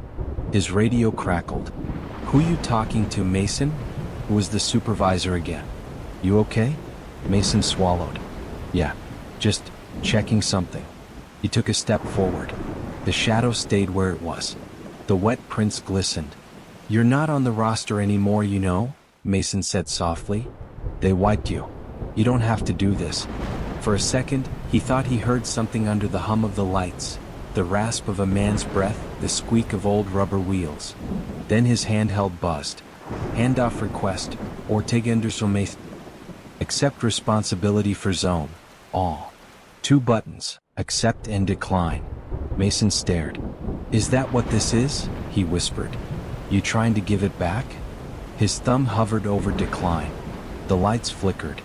From the corner of his eye, he saw the shadow shift, like a man straightening up from a long, hard shift. The wet footprints shimmered, then started to fade, drying faster than they should. Mason exhaled, long and shaky. Okay, he said. Okay, I got it. He hit accept. The handheld chimed. Responsibility transferred. Thank you, Mason. Logging last shift, Ortega. For the first time since he'd started, the midnight log rolled past 001 with no new entry. No ping for Ortega's badge. No entry approved. Out on the floor, the shadow thinned. Mason could almost make out a face now in the reflection. A man in his 50s, tired-eyed, with the kind of shoulders that had carried too many buckets. He was looking not at Mason but past him toward the path tracks. "Trains are safer now," Mason said quietly. "They put barriers, sensors. Headphones are allowed. People talk about it when someone falls. They don't erase the name." For a moment, the shadow stilled. Then it nodded. Just once. The wet trail finished drying, leaving only his own messy mop strokes behind. The next night, the rota still had Ortega's name on it. The next week too. A month later, the printer spat out a new schedule. Under night shift, floor maint, the list read. Mason J. Midnight to 6 o'clock open slot, to be filled. Ortega's line was gone. In the staff entrance logs, those 001 pings were gone too. They'd been replaced by something else. Every night at 3:03 a.m. The system now registered. Maintenance autopass, zone, FB lower. Reason, historical cleaning active. Historical cleaning, Mason repeated, half a laugh in his throat. Sure. He still saw the occasional wet streak in a place he hadn't gotten to yet. But it was smaller now, like a final touch-up rather than someone doing the whole job. Once, around 4 a.m., he glanced up at the security camera monitor in the staff room. The feeds showed the Oculus from every angle, empty, quiet, serenely white. On camera 7, at the far edge of the frame, he saw a man with a mop walk out of view. He checked the timestamp. It was from exactly 2 years before Ortega's accident. An old recording the system shouldn't have been overlaying. When he looked again, it was gone. "Do your round," Sandra told him. "Then go home. Don't start thinking you're special." "I'm not," Mason said. "He is," she shrugged. He just wanted to finish his shift. Mason went back out under the white ribs of the Oculus, floor gleaming ahead of him. He pushed his cart, mop bucket sloshing, and sometimes, only sometimes, he felt the handle tug just a little as if someone else had a hand on it too. Helping. Or maybe just making sure he didn't miss a spot. Mason did something rare for a night worker in New York. He finished the shift and gave it back. No flowers at a makeshift memorial. No plaque that said, "In memory of Ortega, who kept this place clean." Just a quiet line in the system that finally stopped pinging an ID card that should have been deactivated years ago. Some ghosts cling to buildings through leases and autopay. Some cling to schedules through badges and rosters. And some never get a name on paper at all. They just get cast in metal and left to stand in the weather until everyone forgets why they were put there. New York is full of statues nobody really looks at anymore. Heroes on horses. Soldiers with chipped noses.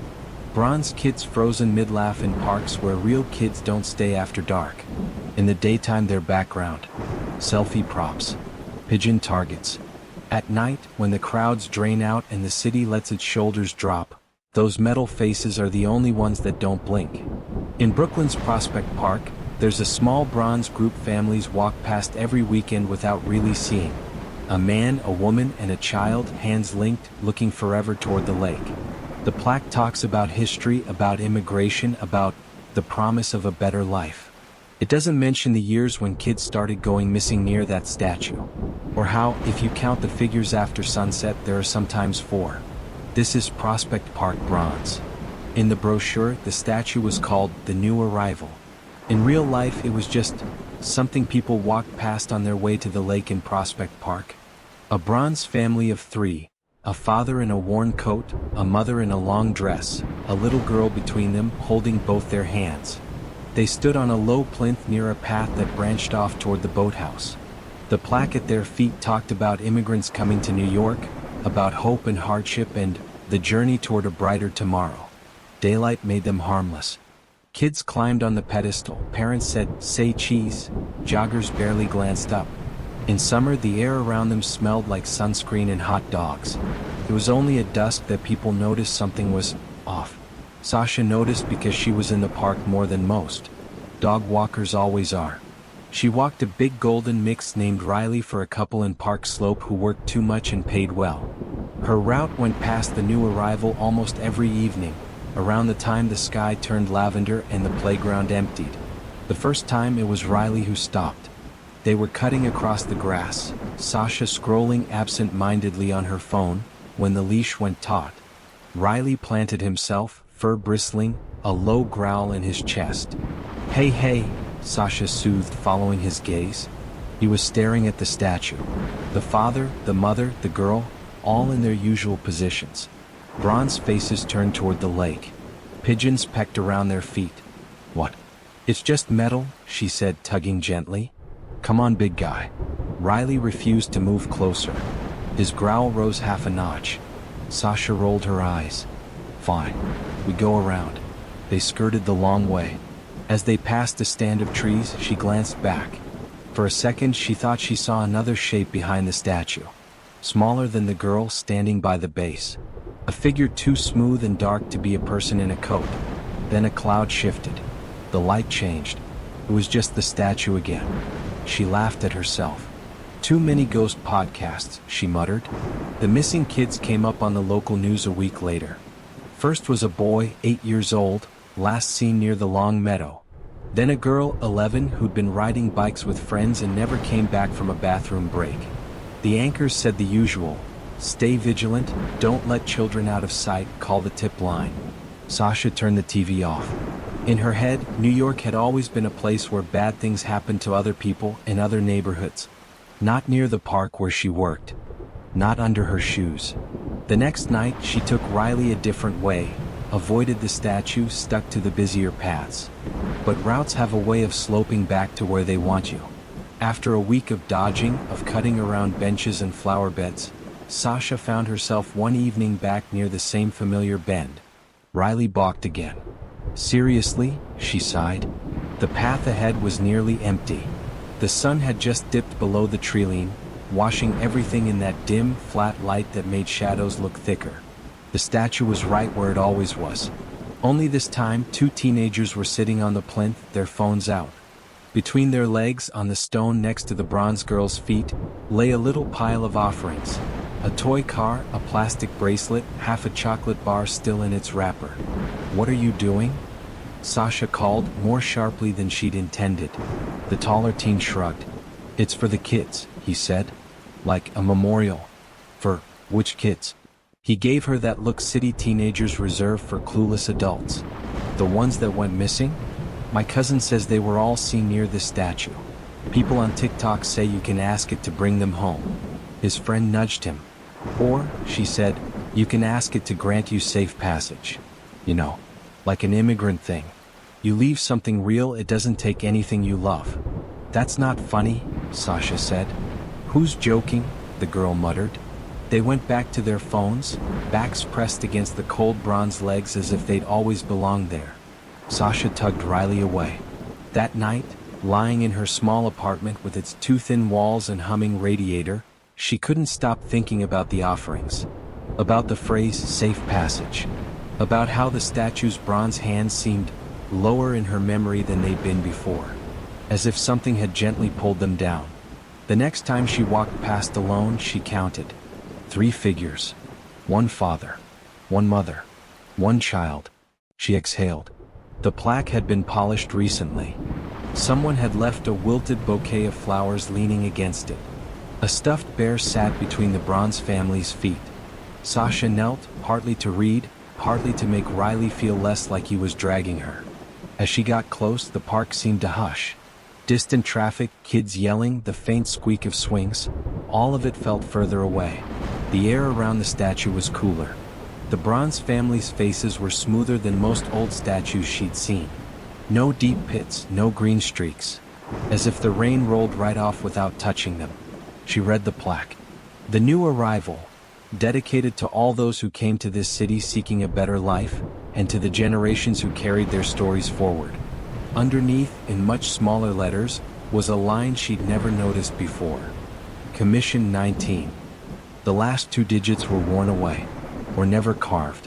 Something brushed her arm. She jerked back. A little girl stood at her elbow. She was maybe 6 or 7, with dark hair in 2 braids and a backpack shaped like a cartoon rabbit.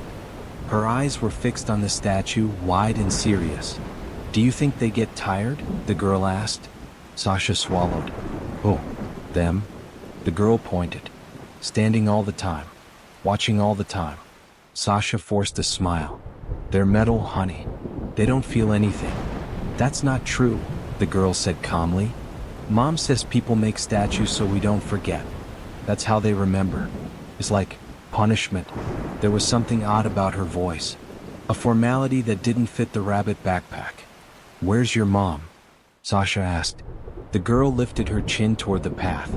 She's getting cotton candy. She said I could wait here. It's okay. He's watching. The girl touched the bronze father's hand. For the briefest instant, Sasha thought she saw the metal shift, as if fingers flexed under the patina, tendons she couldn't see pulling tight.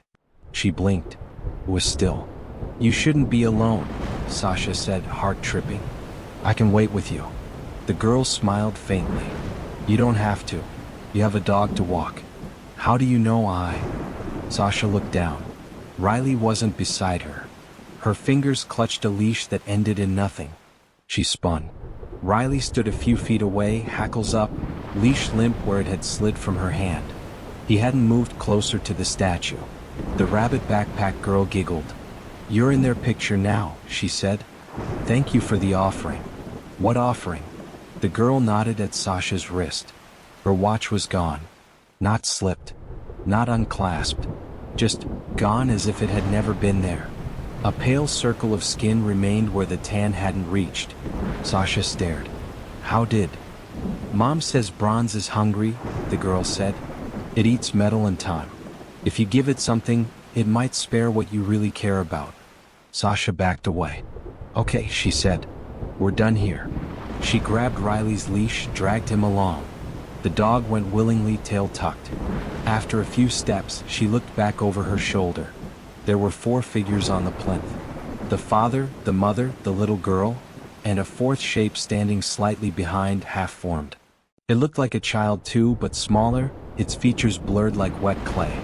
Hands stretched toward the trio, almost touching. Sasha blinked hard. Cloud shifted. The light changed. 3 statues again. Just 3. The 3rd missing kids poster went up 2 days later. Sasha recognized the face from the rabbit backpack. The flyer flapped on a lamppost near the park entrance, the word missing in block red letters above the smiling picture.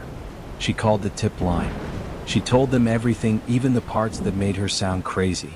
The statue, the girl, the disappearing watch. The operator's voice was patient, practiced. Thank you, ma'am. We'll note all leads. She could almost hear the box being ticked. Nothing came of it.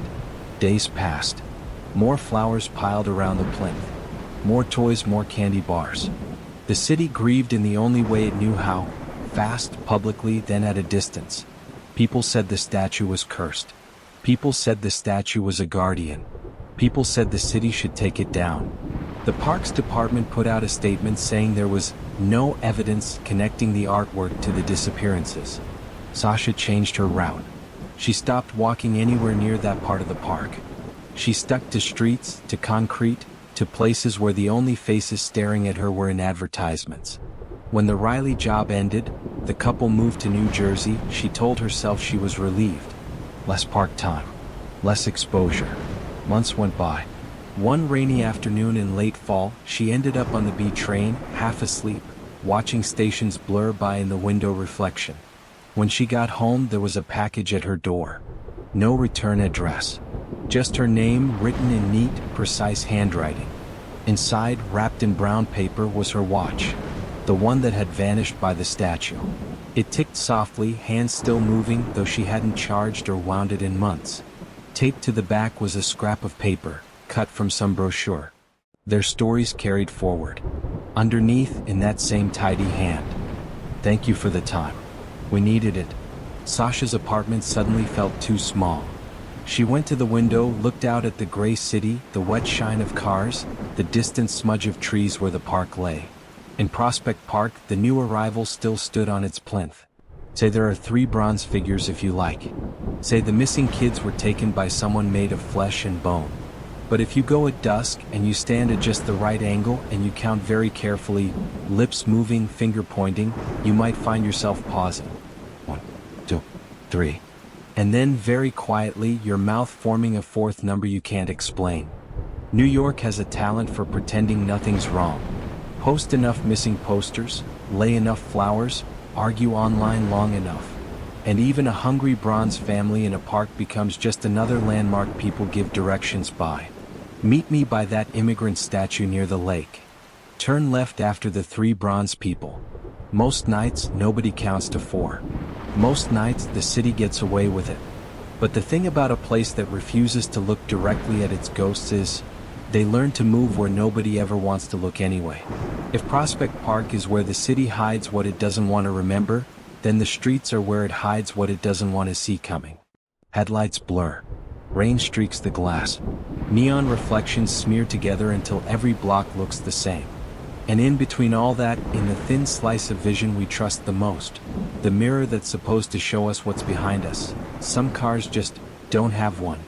In Brooklyn and Lower Manhattan, drivers talk about a certain yellow cab that only works nights. No medallion anyone recognizes. No plate that ever comes back to a real registration. The meter runs. The doors unlock. The driver takes you where you want to go. But there's no rearview mirror. Just a clean, empty bracket where it should be, as if the car has decided that whatever's riding in the back seat shouldn't be reflected. This is the taxi with no rearview. By the time Jonah noticed there was no rearview mirror, the cab doors had already locked. It was 2:37 a.m. on a Tuesday that felt like a leftover piece of Monday. Rain turned Brooklyn into a smear of yellow light and wet asphalt. Jonah had just finished a double shift at the bar on Atlantic, wrists sticky with beer, head buzzing with other people's problems. He should have taken the subway. He should have walked. He should have done anything except raise his hand when that empty yellow cab slid up to the curb like it had been waiting for him. The window rolled down with a soft electric whine. "You working?" Jonah asked. The driver's face was mostly shadow. All Jonah could see were hands on the wheel, long fingers, pale knuckles, and the faint glow of the meter already on. "Where to?" the driver said. Jonah rattled off his address in Crown Heights. The back door popped open on its own, lock clicking up. He slid in, shaking rain off his jacket. The cab smelled faintly of old cigarettes and something else. A hospital-clean scent, sharp and sterile like alcohol wipes. The door shut with a solid thunk. Only then did Jonah look up and feel the bottom drop out of his stomach. There was no rearview mirror. Just a clean, empty bracket glued to the windshield where the mirror should have been, wires tucked away neatly, as if it had been removed on purpose. He glanced to the side. The passenger sun visor was also missing its little vanity mirror. Even the side mirrors outside seemed angled just a bit too far to show the back seat. Nothing in this car, he realized, reflected what was behind the driver. "Ah," Jonah said, forcing a laugh. "You know your rear view's missing, right?"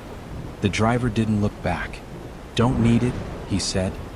His voice was flat, with the faintest trace of an accent Jonah couldn't place. "I only drive forward." The wipers beat a slow rhythm. The cab pulled away from the curb. Jonah tried to shrug it off. Taxis were weird. New York was weird. Maybe it was some custom mod, some way to avoid tickets, some loophole. Outside, Atlantic Avenue blurred past. The meter ticked up in red digital numbers. He checked his phone. No service. That was odd. He just had 3 bars in front of the bar. Now, and no signal. He looked at the little plastic license in front of him. The one every cab has with the driver's name and medallion number. Was there. Sort of. Instead of a photo, there was a gray silhouette, the generic "no image available" outline. The name read, reverse. Below that in tiny print. License active, night shift only. Jonah squinted. Reverse? That's your real name? The driver's fingers tightened a fraction on the wheel. Names change, he said. But the route doesn't. The cab turned down a street Jonah didn't recognize. "Hey," Jonah said, leaning forward a little, "this isn't the way to Crown Heights. You're going more south." "I know the way," the driver said. "I take everyone where they're going." Jonah looked out the window. The signs were wrong. No bodegas, numbered 24-hour laundromats, no corner churches. Just block after block of older buildings he didn't remember, lit by street lamps that buzzed too loudly. The rain streaks on the glass seemed to cling, not roll. In the reflection, Jonah saw his own face, pale and drawn, but the self he saw looked a few years younger. Less tired around the eyes. No faint white scar on his chin from the bike accident last summer. He blinked and rubbed the glass with his sleeve. The reflection stayed the same. "Okay, seriously," Jonah said, a ripple of unease turning sharp. "Can you just take Atlantic to Bedford? I don't want any scenic route stuff." "I'm not taking you on the scenic route," the driver replied. "I'm taking you on your route." "Yeah, well, my route goes home." A soft chuckle. "You think this is home?" Jonah's throat went dry. He looked down at the meter. The numbers had stopped climbing at $13. Below the fare, a second line flickered. "Passenger count, 3. Very funny," Jonah said. "I'm the only one back here." The driver didn't answer. The air in the back seat suddenly felt colder. The hospital clean smell grew stronger, layered now with something heavier, the faint copper tang of blood and the rubber reek of burned tires. A breath brushed Jonah's left ear. He jerked sideways. The seat beside him was empty. His own reflection in the rain-streaked glass was not. Next to his reflected shoulder, 2 more faces hovered, pale, smudged, outlined as if drawn in watery charcoal. A woman mid-40s with dark hair pulled back tight. A teenage boy in a hoodie. Both of them stared straight ahead at the back of the driver's head. Jonah whipped around. Nothing. Just cracked vinyl in his own backpack. His heart hammered. "Who else is in this car?" he demanded. "There's always 3, the driver said mildly. "One who's already gone. One who's going now. One who hasn't decided yet." "I'm getting out," Jonah said, reaching for the door handle. It didn't budge. The little lock stick sat flush against the door, no notch to pull up, as smooth as if it had been welded. "Doors don't open until the trip is complete," the driver said. "Safety first." Jonah lunged forward, reaching for the front lock. The seatbelt across his waist tightened of its own accord, snapping him back against the seat like a hand. "I don't want this ride," he hissed. "That's the interesting thing about this cab," the driver said. "No one ever wants it. They just raise their hand. They just wave. They just call." The meter beeped. The second line of text shimmered. "Passenger count, 2. One of the reflected faces faded, the woman's. Her features blurred, then vanished, leaving only the boy in the hoodie sitting next to Jonah's reflected self. Jonah's stomach knotted. "What did you do to her?" he whispered. "Dropped her off," the driver said. "By the bridge." She kept looking back. Just bad looking back. What does that even mean? The driver finally shifted just enough that Jonah could see part of his face in profile. An ordinary nose, a sharp jaw, eyes dark and deep set. "You ever heard it?" he asked. "The story about the cab that picks up people on nights they shouldn't be out?" Jonah swallowed. "Urban legend crap? Don't get in the taxi with no rear view or you'll never get home?" The driver smiled without humor. "Close. The story is the car comes for people who are about to do something they can't take back. A fight. A bottle. A text. A turn. The cab gives them one chance not to do it." Jonah's mind flashed, unbidden, to the message thread he'd left unread all week. His kid brother begging for money. The unanswered call from his ex. The bartender who'd offered him a bump in the bathroom and the way he hadn't said no fast enough. "I'm just going home," he said weakly. "Home where you drink yourself to the edge?" the driver asked. "Home where you text the wrong person? Home where you climb behind the wheel when you shouldn't?" The smell of burned rubber got stronger. In the window, the reflected street outside changed. Instead of wet Brooklyn blocks, he saw a different road, one lined with concrete barriers, orange cones, and flashing blue and red lights. A car lay upside down in the far lane, its roof crushed, glass glittering like ice. Paramedics moved around it, slow and solemn. On a stretcher near the curb lay a covered shape. He saw his own wrist dangling from under the sheet, watch face cracked, bracelet tattoo smeared with blood. Jonah choked. No. The driver's hands were steady on the wheel. That's where you were going tonight. 2 more shots, 1 more bad decision, keys in hand. You know that. I know that. The mirror knows that. There is no mirror, Jonah snapped, panic rising. Look again. Jonah forced himself to tear his gaze from the nightmare road in the glass and back to the front. The bracket on the windshield, the one where the rear view should have been, was no longer empty. A mirror hung there now. Small. Plain. Tilted perfectly toward his eyes. It showed the back seat in razor clarity. Jonah's chest constricted. He saw himself, pale and sweating.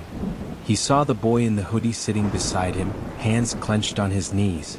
The kid's face was familiar now. He'd seen it on a missing poster at the subway entrance last winter. A kid who'd never made it home from a house party. Between them, squeezed into the middle seat, sat one more figure. Lena. He didn't know her name, but he recognized the face from a news segment about a woman who disappeared between shifts, last seen getting into a cab on Atlantic Avenue.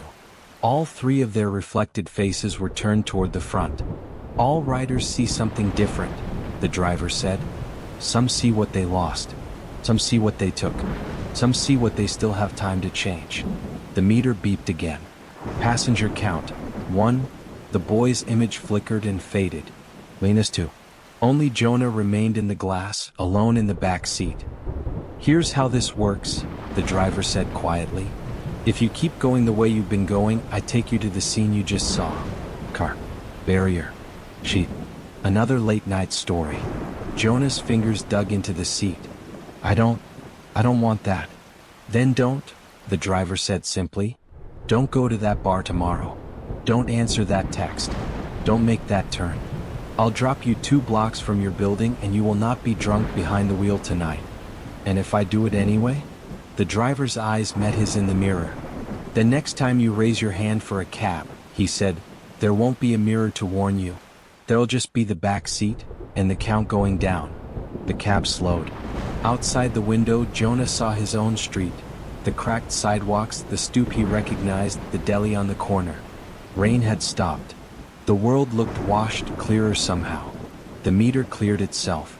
Fare, $0. 0 paid. Time. The doors unlocked with a soft click. Jonah hesitated. Why me? Because you waved, the driver said. Because they didn't notice in time. He nodded toward the ghosts only Jonah could see. Because someone has to get out before the car fills up. Jonah opened the door with a shaking hand. Cold night air rushed in, full of wet pavement and distant sirens and the ordinary, ugly life of his block. He stepped out. When he turned to look back, the taxi was already gone. No taillights. No engine noise. Just the reflection of his own confused face in a rain puddle. He walked up to his building, keys heavy in his pocket. His car sat across the street, beads of water on the windshield. For the first time in a long time, he didn't even look at it. He went upstairs, turned off his phone, sat in the dark and listened to his own heartbeat, feeling, for once, like it was moving in the right direction. Somewhere out in the city, a yellow cab rolled through the wet streets with an empty bracket on the windshield, hunting for someone else reaching for a ride they weren't ready to take. If you see it, no medallion you recognize, no mirror to show you what's behind, you can still get in. You can still slam the door. You can still ride. Just remember, in the taxi with no rear view, it's never the driver who should be afraid to look back. Jonah didn't get a headline or a miracle or a moral that fit neatly into a PSA. He just went upstairs instead of getting behind the wheel.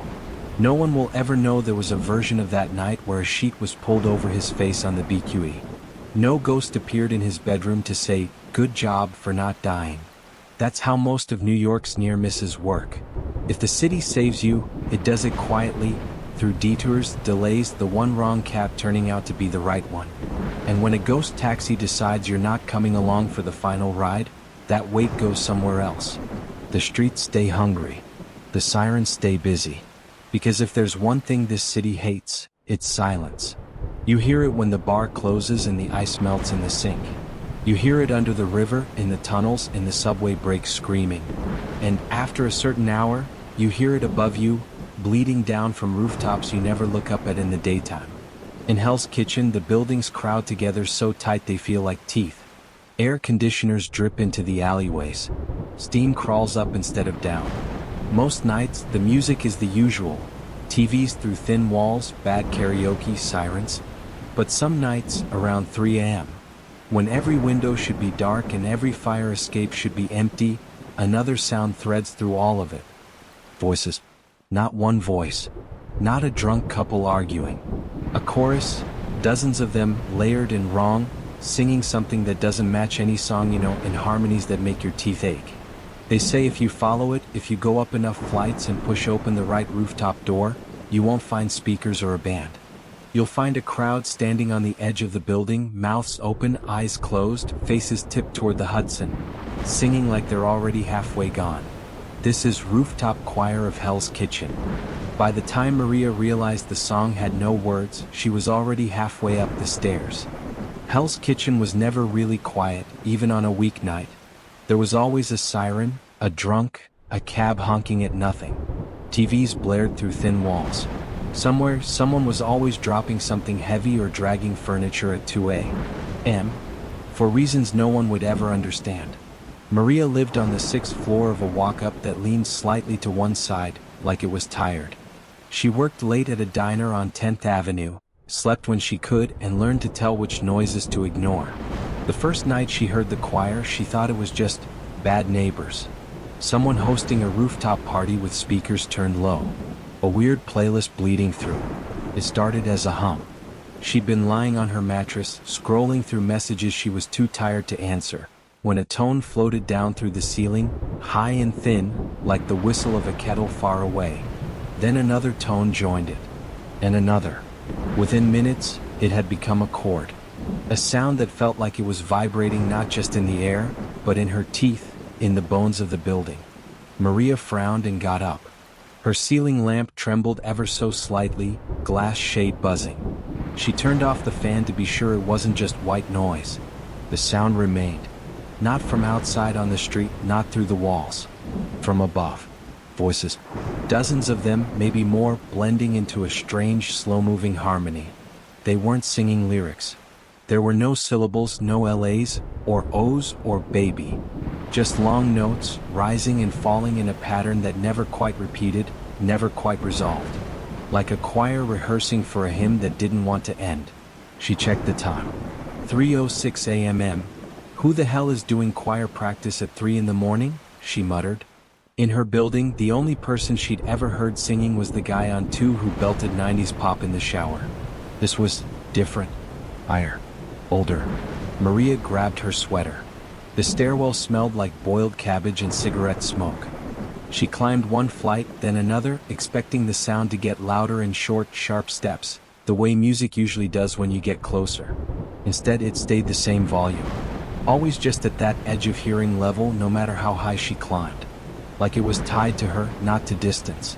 By the time she reached the 6th floor landing, her floor, the hair on the back of her neck was standing up. She kept going. The door to the roof was metal, painted a drab gray, with a rusted exit sign above it that hadn't lit up in years. It should have been locked. The landlord always said the roof was not for tenant use. Tonight, the handle turned easily. A draft of cold air slid down the stairs, smelling faintly of rain and river water and something else. Ozone, like the moment before lightning. The choir was clearer now. Maria pushed the door with her shoulder and stepped out onto the roof.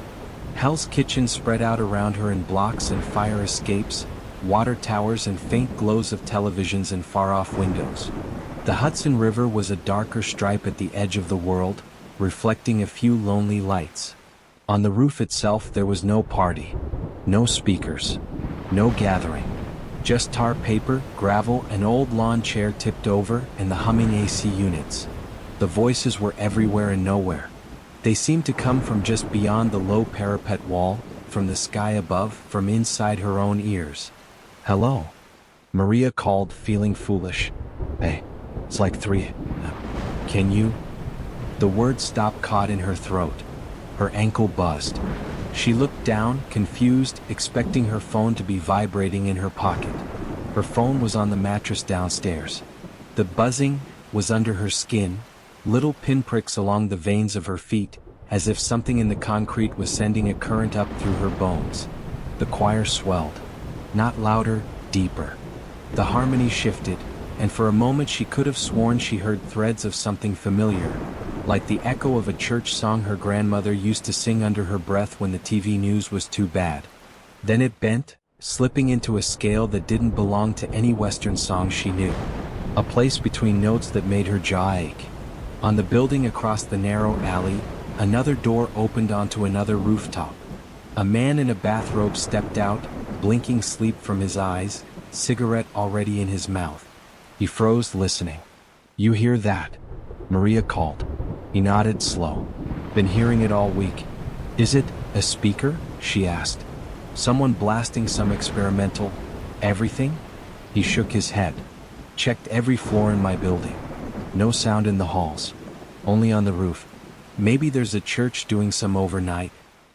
"There's no church on the roof, sweetheart," he said gently. A new layer joined the choir. Higher voices, sharper, keening in a way that raised goosebumps on her arms. For a second, Maria imagined the sound was wind whistling through rusted pipes. But the intervals were too precise, the blend too intentional. "What do you think it is?" she asked. The man took a drag, exhaled smoke that the wind didn't seem interested in. It hung around his head like a halo. "They say," he said, "it's the ones who didn't make it to the water." Maria blinked. "The what?" He nodded toward the Hudson. "Jumpers. From up here, from farther downtown, from the bridges. People say if you jump from a building and you don't make it all the way down," he wiggled his fingers, "you get stuck on the way. Air catches you. Sound catches you. So you sing." "That's not how gravity works," Maria said because she needed to. The man shrugged. "Hell's Kitchen ain't great with gravity.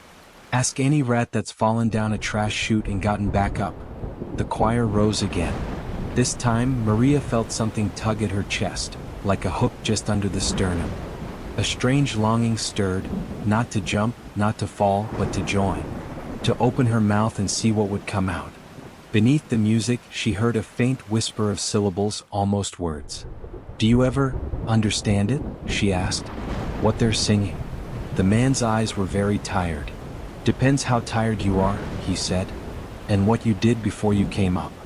"What I did?" "Yeah." He flicked ash over the side. "You drink tonight?" "I worked," she said.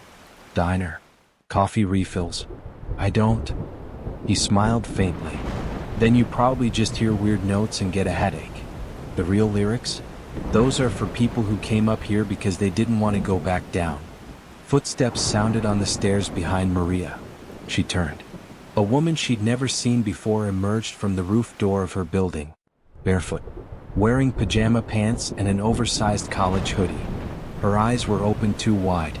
She walked straight past Maria, straight to the parapet, and put her hands on the edge. "Hey," Maria said quickly.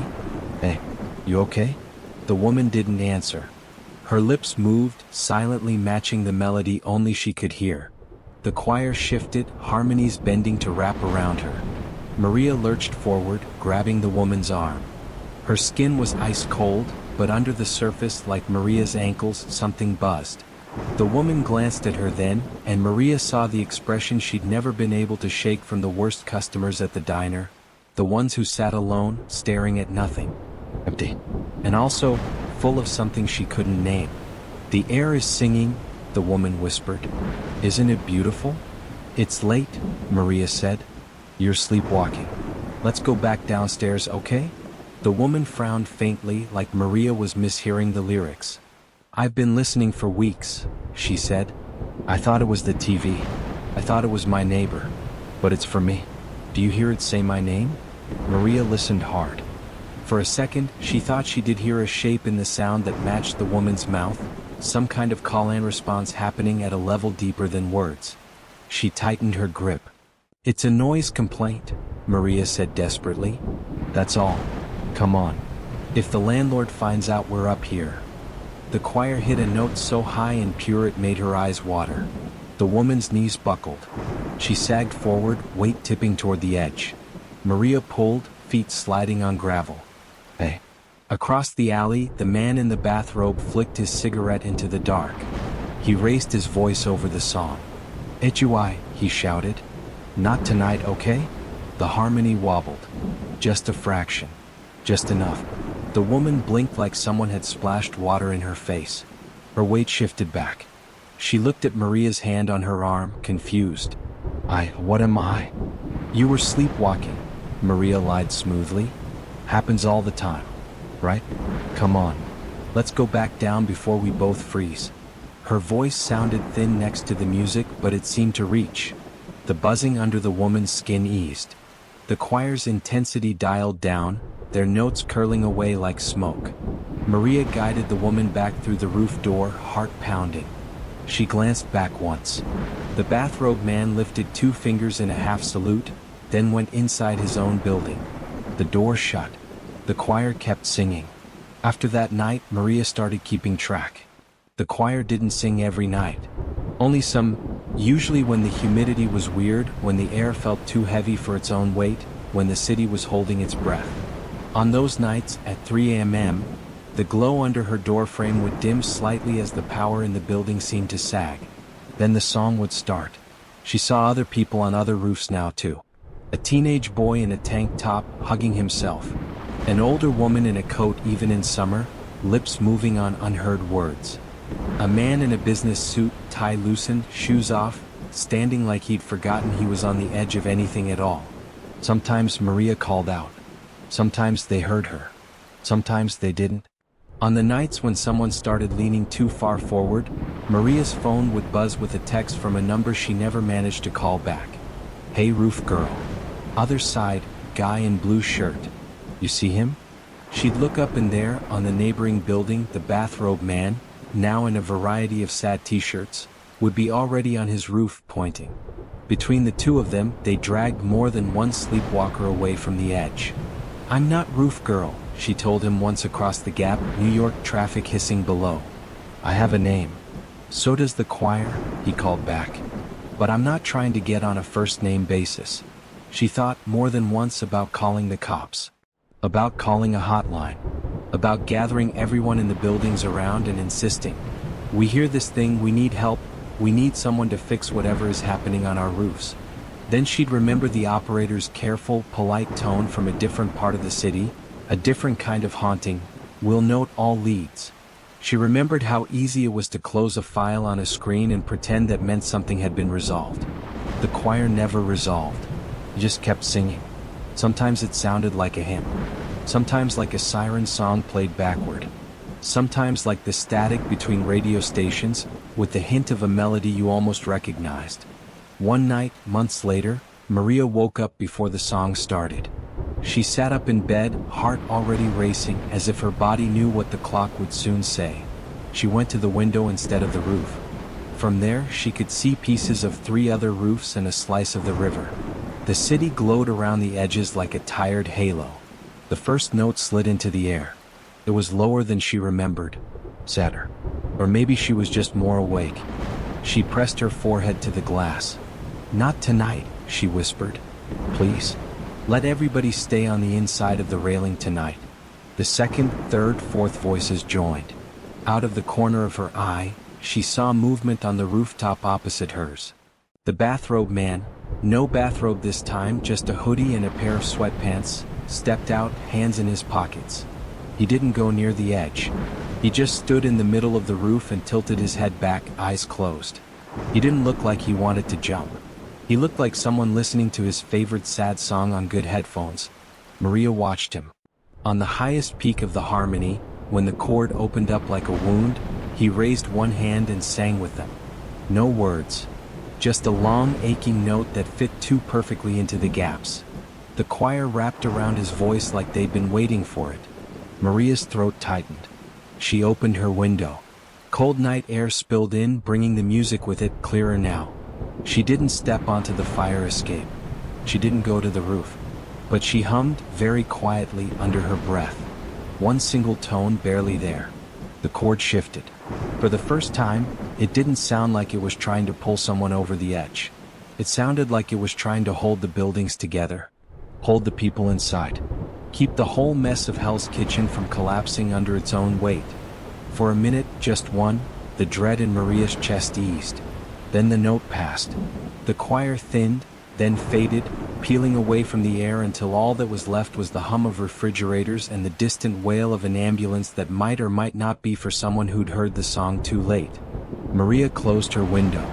She went back to bed and stared at the ceiling, knowing the city would never acknowledge the weird, uneven little network of night shift roof watchers and exhausted neighbors who decided to stand between the music and the drop. But somewhere above them, above all the fire escapes and water towers, the chorus had one less voice wanting to leave. And in Hell's Kitchen, on nights when the rooftops sing, that counts for a lot.